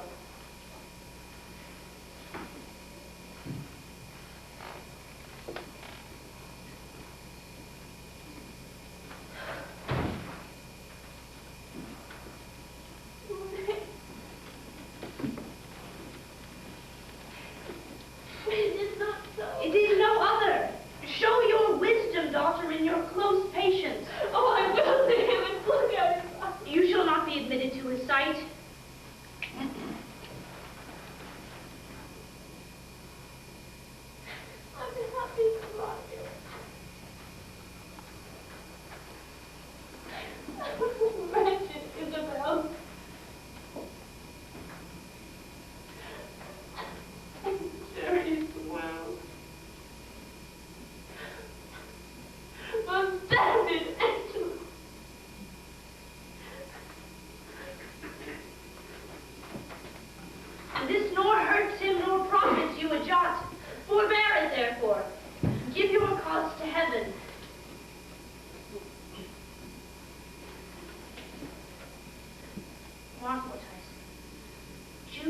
find by every syllable a faithful verity. The Duke comes home tomorrow.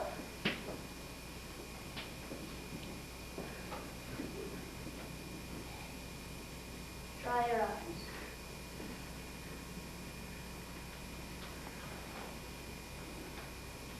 One of our covetous, his confessor, gives me this instance. Already he has carried notice to Angelo and Aeschylus, who do prepare to meet him at the gates, there to give up their power. If you can face your wisdom in that good path that I would wish it go, you shall have your bosom on this wretch. Grace of the Duke, revenges to your heart and general honor.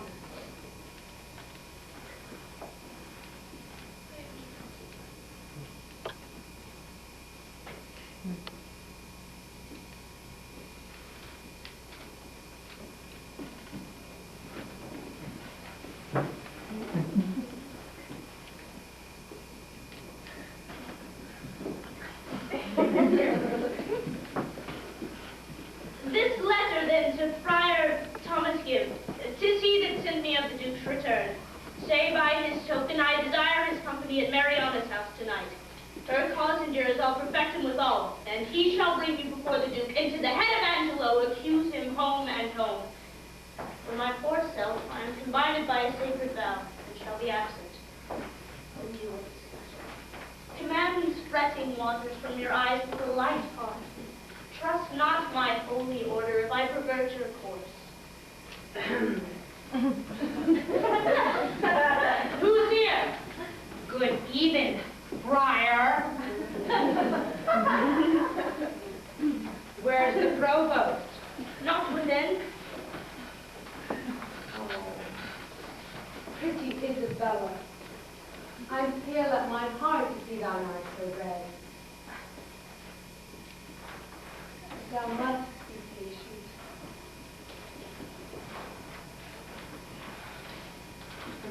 I am fain to dine himself with water and bread. I dare not from my head fill my belly, for fruitful meal would set me to it. They say the Duke will be here tomorrow. By my troth, Isabel, I love my brother. But the old fantastical Duke of Dark Corners has been at home. He has lived.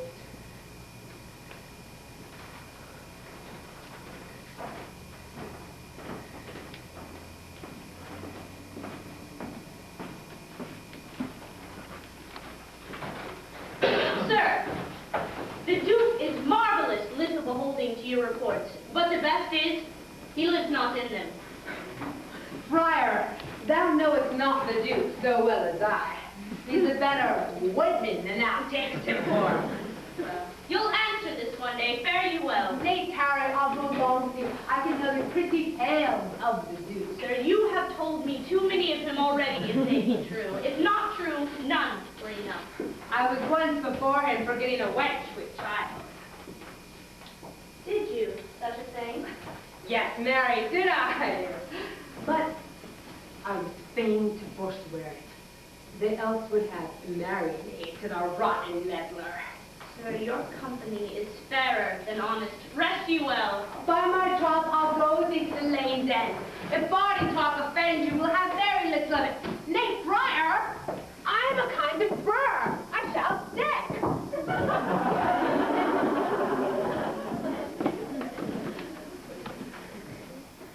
Well, I beseech you, let it be proclaimed at times the more. Give notice to such men as sort as you desire to meet him.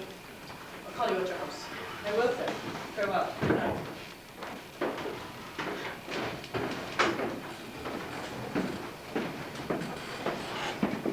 The state on Shakespeare quite makes me unpregnant and dull to all proceedings. A deflowered maid, and by an eminent body that would enforce the law against it. But that her tender shame will not proclaim against her maiden loss, how might she tongue me? But reason dares her no, for my authority bears such credit bulk that no particular scandal once can touch, but it confounds a breather. Mogetio lived, save that his riotous youth with dangerous sense might in the times to come obtain revenge by so receiving a dishonored life with ransom of such shame. Mogetio lived. Alack, When once we have our grace forgot, nothing goes right. We would and we would not.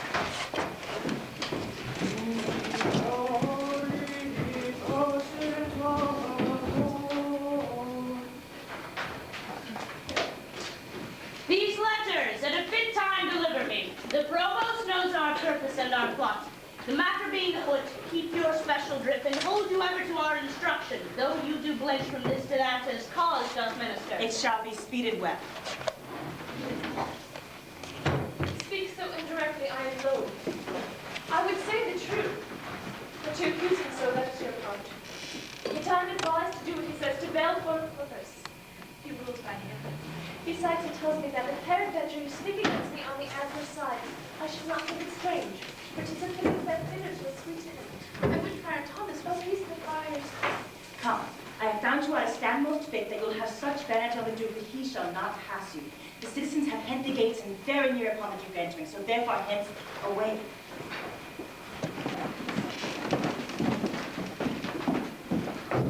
My very worthy cousin, fairly met. Our old and faithful friend, we are glad to see you. Have your return be to your royal grace. Many and hearty thankings to you both.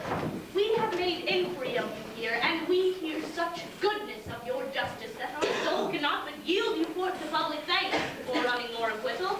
You make my bones greater still. Oh, but your desert speaks loud, and I should wrong it to lock it in the wards of covert bosom, when it deserves with characters of brass, a forted residence against the tooth of time and razor of oblivion. If we are hand, then let the subjects see, to make them know that outward courtesies would fain proclaim favors that keep within.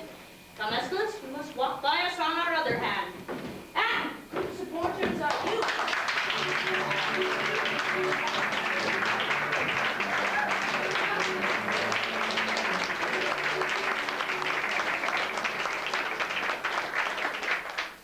Now is your time. Speak loud and stand before him. Justice! O royal Duke, failure regarded upon a wrong, I would fain have said and made it. Dishonor not your eye by throwing it on any other object. Till you have heard me in my true complaint, and given me justice, justice, justice, justice! Relate your wrongs. In what? By whom? Be brief. Here is Lord Angelo. Shall give you justice. Reveal yourself to him. O worthy Duke, you bid me seek redemption from the devil. Hear me yourself. For that which I must speak must either punish me, not being believed, or bring redress from you. Hear me, oh, hear me here! My lord, her wits I fear me are not firm. She hath been a suitor to me for her brother, cut off by course of justice. By course of justice. And she will speak most bitterly and strange. Most strange. But yet most truly will I speak. That Angelo's forsworn, is it not strange? That Angelo's a murderer, is it not strange? That Angelo's an adulterous thief, an hypocrite, a virgin violator, is it not strange and strange? Nay, it is 10 times strange. It is not true he is Angelo. That this is all as true as it is strange. Nay, it is 10 times true, for truth is truth to the end of reckoning. Away with her. Poor soul, she speaks us in the infirmity of sense. O Prince, I conjure thee, as thou believest there is another comfort than this world, that thou neglect me not with that opinion that I am touched with madness. Make not impossible that which but seems unlike. It is not impossible that the wickedest cadence on the ground, and I seem as shy, as just, as grave, as absolute as Angelo. Even so may Angelo, in all his dressings, characters, titles, and forms, be an arch villain. Believe it, royal prince.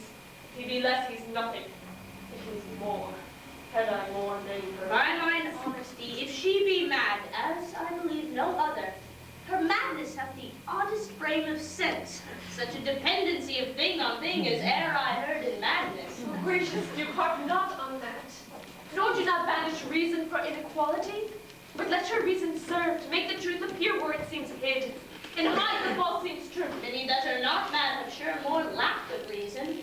What would you say? I am the sister of one Claudio, condemned upon the act of fornication to lose his head, condemned by Angelo. I, in probation of a sisterhood, was sent to you by my brother. One Lucio was then the messenger. That's I. And like your grace, I came to her Mario would desire her to try her gracious fortune with Lord Angelo for her poor brother's pardon. That's he indeed. You are not bid to speak. No, my lord, nor wish to hold my peace. I wish you now, then. Pray you take note of it, and when you have a business for yourself, pray heaven you then be perfect. I warrant your honor. The warrant's for yourself. Take heed to it. This gentleman spoke somewhat of my tale. Right! It may be in the right, but you are in the wrong to speak before your time. Proceed. I went to this pernicious, hated deputy. Somewhat madly spoken. Pardon it. The phrase is to the matter. Mend it again, the matter. Proceed. In brief, to set the needless process by.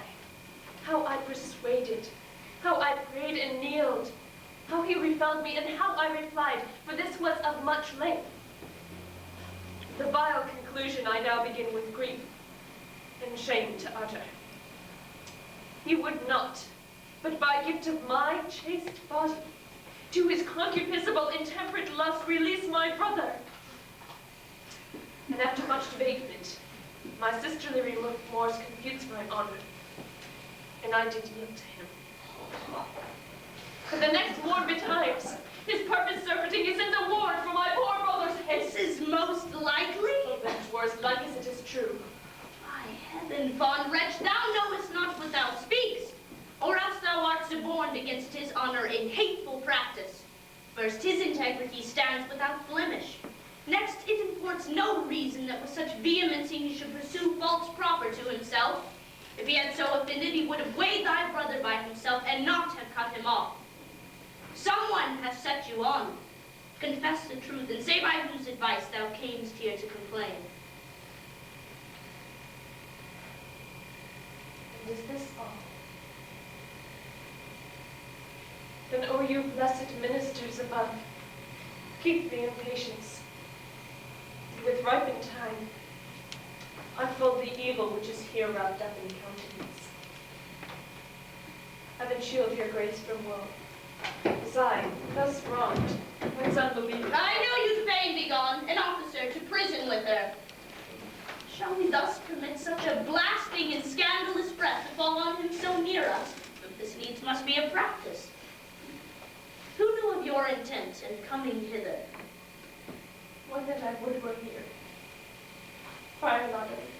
Ghostly father belike. Who knows that Friar Lauder? My lord, I know. Friar. I do not like the man. I even blame my lord for certain words he spoke against your grace in your retirement. I had swinged him soundly. Words against me? This is a good Friar belike, and to set on this wretched woman here against our substitute. Let this friar be found. But yesternight, my lord, she and that friar, I saw them at the prison. A saucy friar, a very scurvy fellow. I stood by and heard your royal heir abused. First, this woman most wrongfully accused your substitute, who is free from soil touch with her as she from one ungot. We did believe no less. Know you that Friar Laudwit that she speaks of? I know him to be a man divine and holy, no scurvy, no temporary meddler, as he is reported by this gentleman. And on my word, never yet did, as he vouches, misreport your grace. My lord, most villainously, believe it. Well, he may come to clear himself in time, but at this instant, he is sick, my lord, of a strange fever. Upon his mere request, being come to knowledge there was complaint intended against Lord Angelo, came I hither, to speak as if from his mouth what he doth know to be true and false, and on his oath and all probation may come to clear himself whensoever he is convented.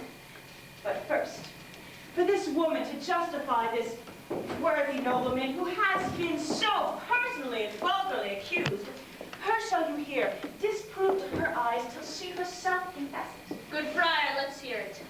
Do you not smile at this Lord Angelo? Ah, heaven, the vanity of wretched fools. Come, Cousin Angelo, in this I'll be impartial. Be you judge of your own cause. Is this the witness, Friar?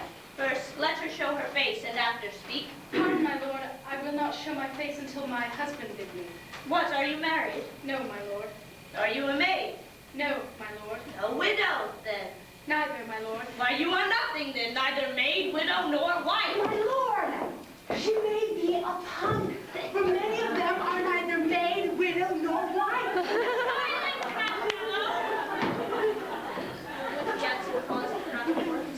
Well, my lord, I do confess I never was married.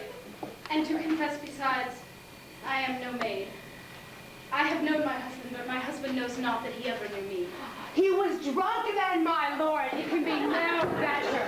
For the benefit of silence, would thou wert so too? This is no witness for Lord Angelo. Now I come to it, my lord.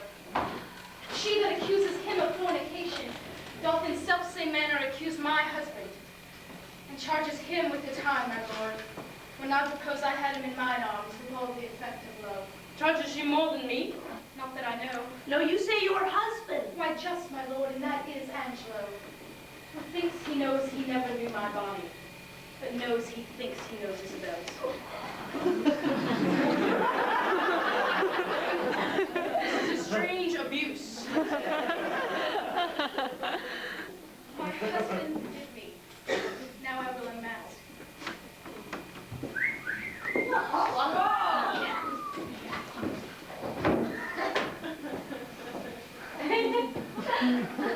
That face, thou cruel Angelo, which once thou swores was worth the looking on.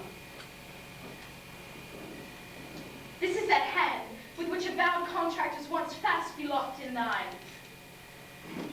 And this is the body which took away the match from Isabel and did supply thee in the garden house in her imagined person. Know you this woman? Carnally, she said.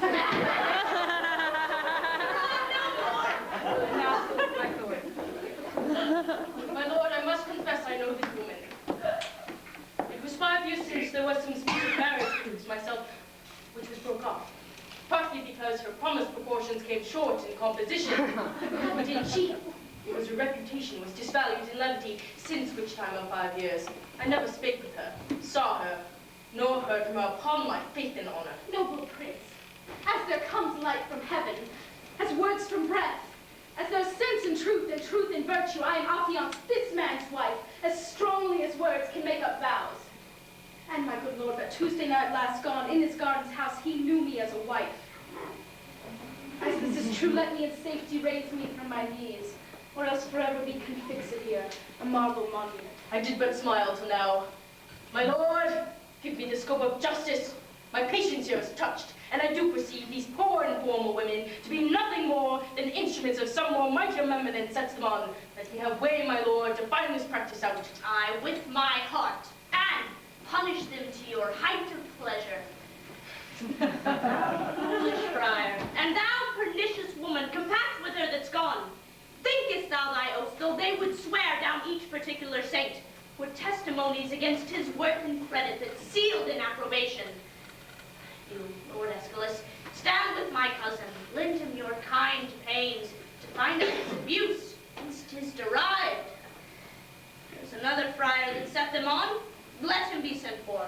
Would you hear, my lord? For indeed he hath sent this woman unto this complaint. Your provost knows where he abides, and he may fetch him. Go, do it instantly. And you, my noble and well-warranted cousin, whom it concerns to hear this matter forth, do with your injuries as seems you best in any chastisement. I for a while will leave you, but stir not till you have well determined upon these slanderers. My lord will do it thoroughly.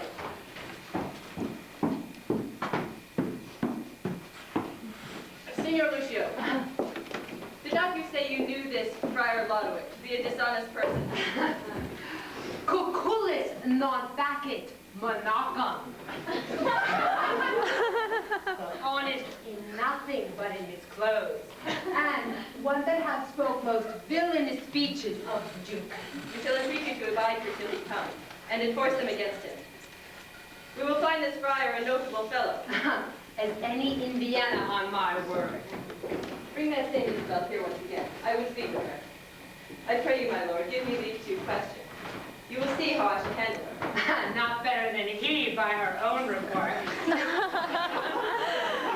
Marry, sir, I think if you questioned her privately, she would confess. Pretend publicly she'd be ashamed. I will go darkly to work with her. That's the way, for women are light at midnight. Come on, mistress. Here's a gentlewoman denies all that you have said. There comes the rascal that I spoke of. Very good time. Speak not you to him till we call upon you. Mum. Come on, sir. Did not you set these women on to slander Lord Angelo? They have confessed you did. 'Tis false. How? Know you where you are? Respect you to your great place, and let the devil be sometime honored for his burning throne. Where is the Duke, to see he should hear me speak? The Duke's in us. We will hear you speak. Look you speak justly. Boldly, at least. But oh, poor souls, come you to seek the lamb here of the fox. Good night to your address. Is the Duke gone? Then is your cause gone too. The Duke's unjust thus to retort your manifest appeal and put your trial in the villain's mouth which here you come to accuse. O thou unreverend and unhallowed friar, is it not enough thou hast bored these women to attack this worthy man? But in foul mouth and in witness of his proper ears, call him villain, and then to thence from him to the Duke himself, to tax him with injustice. Take him hence. We will touse you joint by joint, but we will know your purpose. What? Unjust. Be not so hot. The Duke dare no more stretch this finger of mine than he dare rack his own. Nor here provincial. My business in the state hath made me a looker-on here in Vienna, where I have seen corruption boil and bubble till it o'errun the stew. Laws for all faults, but faults so countenance that the strong statutes stand like forfeits in a barber shop, as much in mock as mock. Slander to the state, away with him to prison. What can you wept against him, Signor Lucio? Is this the one you did speak of? 'Tis he, my lord. Come hither, good man, Baldpate. Do you know me? I remember you, sir, by the sound of your voice. I met you in the prison in the absence of the Duke. Did you so, sir? And do you then remember what you said of the Duke? Most notedly, sir. Do you so, sir? And do you remember saying that the Duke was a fleshmonger, a fool, and a coward? You must, sir, change persons with me ere you make that my report. You indeed spoke so of him, and much more, much worse. Oh, thou damnable villain. Did I not love thee by thy nose for thy speeches? I protest I love the Duke as I love myself. After such treasonable offenses, such a fellow is not to be talked withal. Away with him to prison. Lay both the luck upon him and let him talk no more. Away with those giglets, too, and with the other Confederate companions. Sir, stay a while. To resist ye, help him, Lucio. Come, sir. Come, sir. Come, sir. Boss, sir. That you bald-pated, lying rascal. You must be hooded, must you? Show your name's visage with a pox hue. Show your sheep-biting face and be hanged an hour. Will it not off?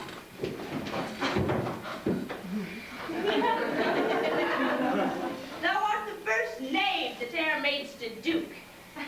First, Provost, let me bail these gentle three. Sneak not away, sir, for the friar and you must have a word anon. Lay hold on him. What you have spoke by heart. We'll borrow place of him. Sir, by your leave. Hast thou word or wit or impudence that yet can do thee office? If thou hast, rely upon it till my tale be heard, and hold no longer out. Oh, my dread lord, I should be guiltier than my guiltiness to think I can be undiscernible. When I perceive your grace, like power divine, hath looked upon my passes. No longer session hold upon my shame. Let my trial be mine own confession. Immediate sentence then, and sequent death is all the grace I beg. Come hither, Mariana. Say, wast thou e'er contracted to this woman? I was, my lord. Go, take her hence and marry her instantly. Do you the office, friar, which consummate, return here again. Go with him, Provost. My lord, I am more amazed at his dishonor than at the strangeness of it. Come hither, Isabel. Your friar is now your prince. As I was then advertising and wholly to your business, not changing heart with habit, I am still attorney at your service. Pardon me, my lord. That I, your vassal, have employed and paid your unknown sovereign. You are pardoned, dear Isabel. And now, dear maid, be you as free to us. Your brother's death, I know, sits at your heart. And you may marvel why I obscured myself, laboring to save his life, and would not rather make rash remonstrance of my hidden power than let him so be lost. Almost, my maid, it was the swift celerity of his death, which I did think the slower foot came on in fraying my purpose. But peace be with him. That life is better life, past fearing death, than that which lives to fear. Make it your comfort, so happy is your brother. For this new married man approaching here, whose salt imagination hath yet wronged your well-defended honor, you must pardon for Mariana's sake. But, as he judged your brother, being criminal in double violation of sacred chastity and of promise breach thereon dependent, the very mercy of the law cries out most audible, even from his proper tongue. And Angelo for Claudio, death for death. Haste still pays haste, and leisure answers leisure. Like doth quit like, and measure still for measure. Then, Angelo, thy faults thus manifested, which though thou wouldst deny, denies thee vantage. We do condemn thee to the very block where Claudio stooped to death, and with like haste, away with him. Oh, my most gracious lord, I hope you will not mock me with a husband. It is your husband mocked you with a husband. Consenting to the safeguard of your honor, I thought your marriage fit. Else imputation for that he knew, you might reproach your life and choke your good to come. For his possessions, although by confiscation they are ours, we do in state, and widow you withal, to buy you a better husband. My lord, I crave no other, nor no better man. Never crave him, we are definitive. Gentle, my liege. You do but lose your labor. Away with him to death. Now, sir, to you. Oh, Lord, Isabel, sweet Isabel, take my part, lend me your knees, and all my life to come, I'll lend you all my life to do you service. Against all sense do you importune her. Should she kneel down in mercy of this fact, her brother's ghost his paved bed would break, and take her hence in horror. Sweet Isabel, take my part. Hold up your hand, say nothing. I'll say all. They say, best men are molded on faults. And for the most, become much more the better for being a little bad. So might my husband. Still live not live in me. He dies for Claudio's death.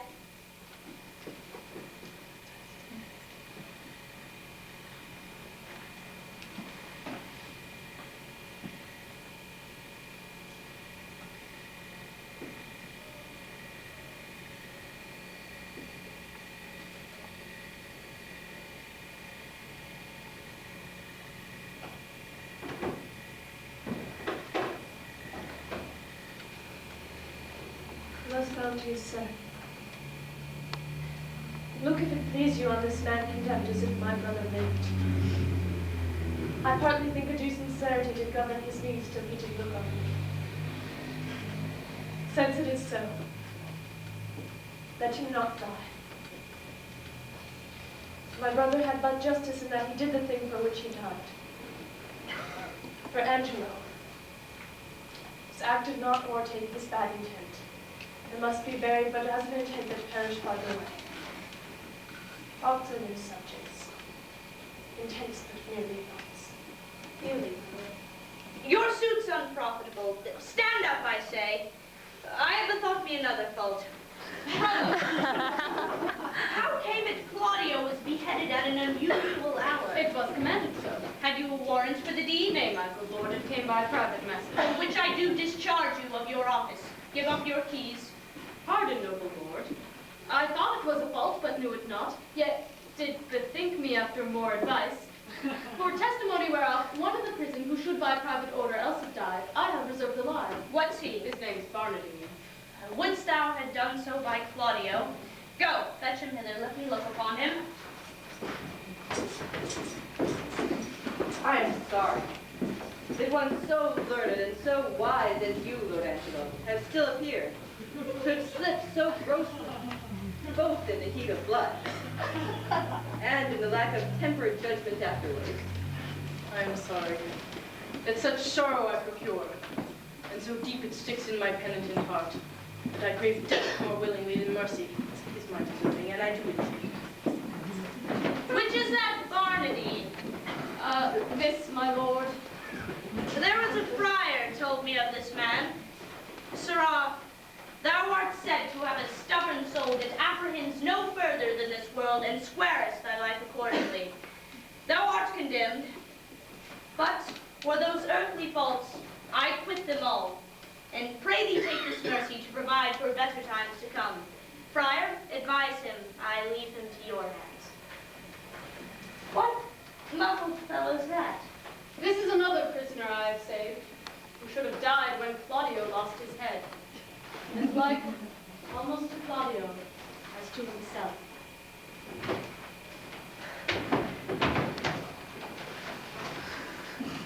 If he be like your brother, for his sake is he pardoned. And for your lovely sake, give me your hand and say you will be mine. He is my brother too.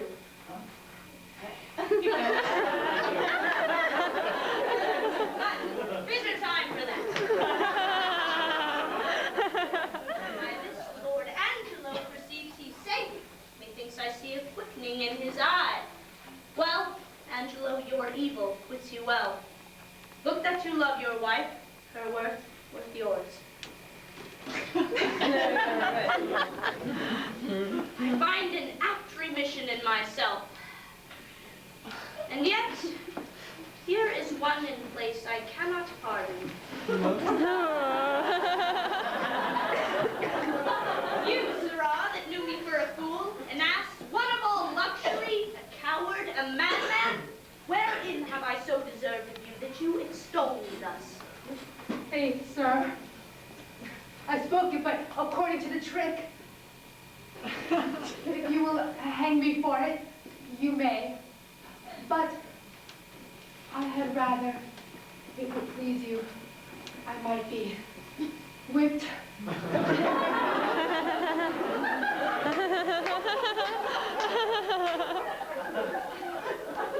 Whipped first, sir, and hanged after. Claimant provost round about the city, if any woman wronged by this lewd fellow, as I have heard himself swear there's one whom he begot with child, let her appear, and the nuptial finished, let him be whipped and hanged. I beseech your highness, do not marry me to a whore. Your highness, that even now I need you a duke. Do not recompense me in making me a cuckold. Upon mine honor, thou shalt marry her. Thy slanders I forgive, and therewithal remit thy other forfeits. Take him to prison, officer, and see our pleasure here in execution. Marrying a punk, my lord, is pressing to death, whipping and hanging. Slandering a prince deserves it. She, Claudio, that you wronged, will be restored. Joy to you, Mariana. Love her, Angelo. I have confessed her and know her virtue. Thanks, good friend Escalus, for thy much goodness. There's more behind that is more gratulating. Thanks, Provost, for thy care and secrecy. We shall employ thee to a worthier place. And now, dear Isabel, I have a motion much towards your good, whereto, if you'll a willing ear incline, what's mine is yours, and what's yours is mine.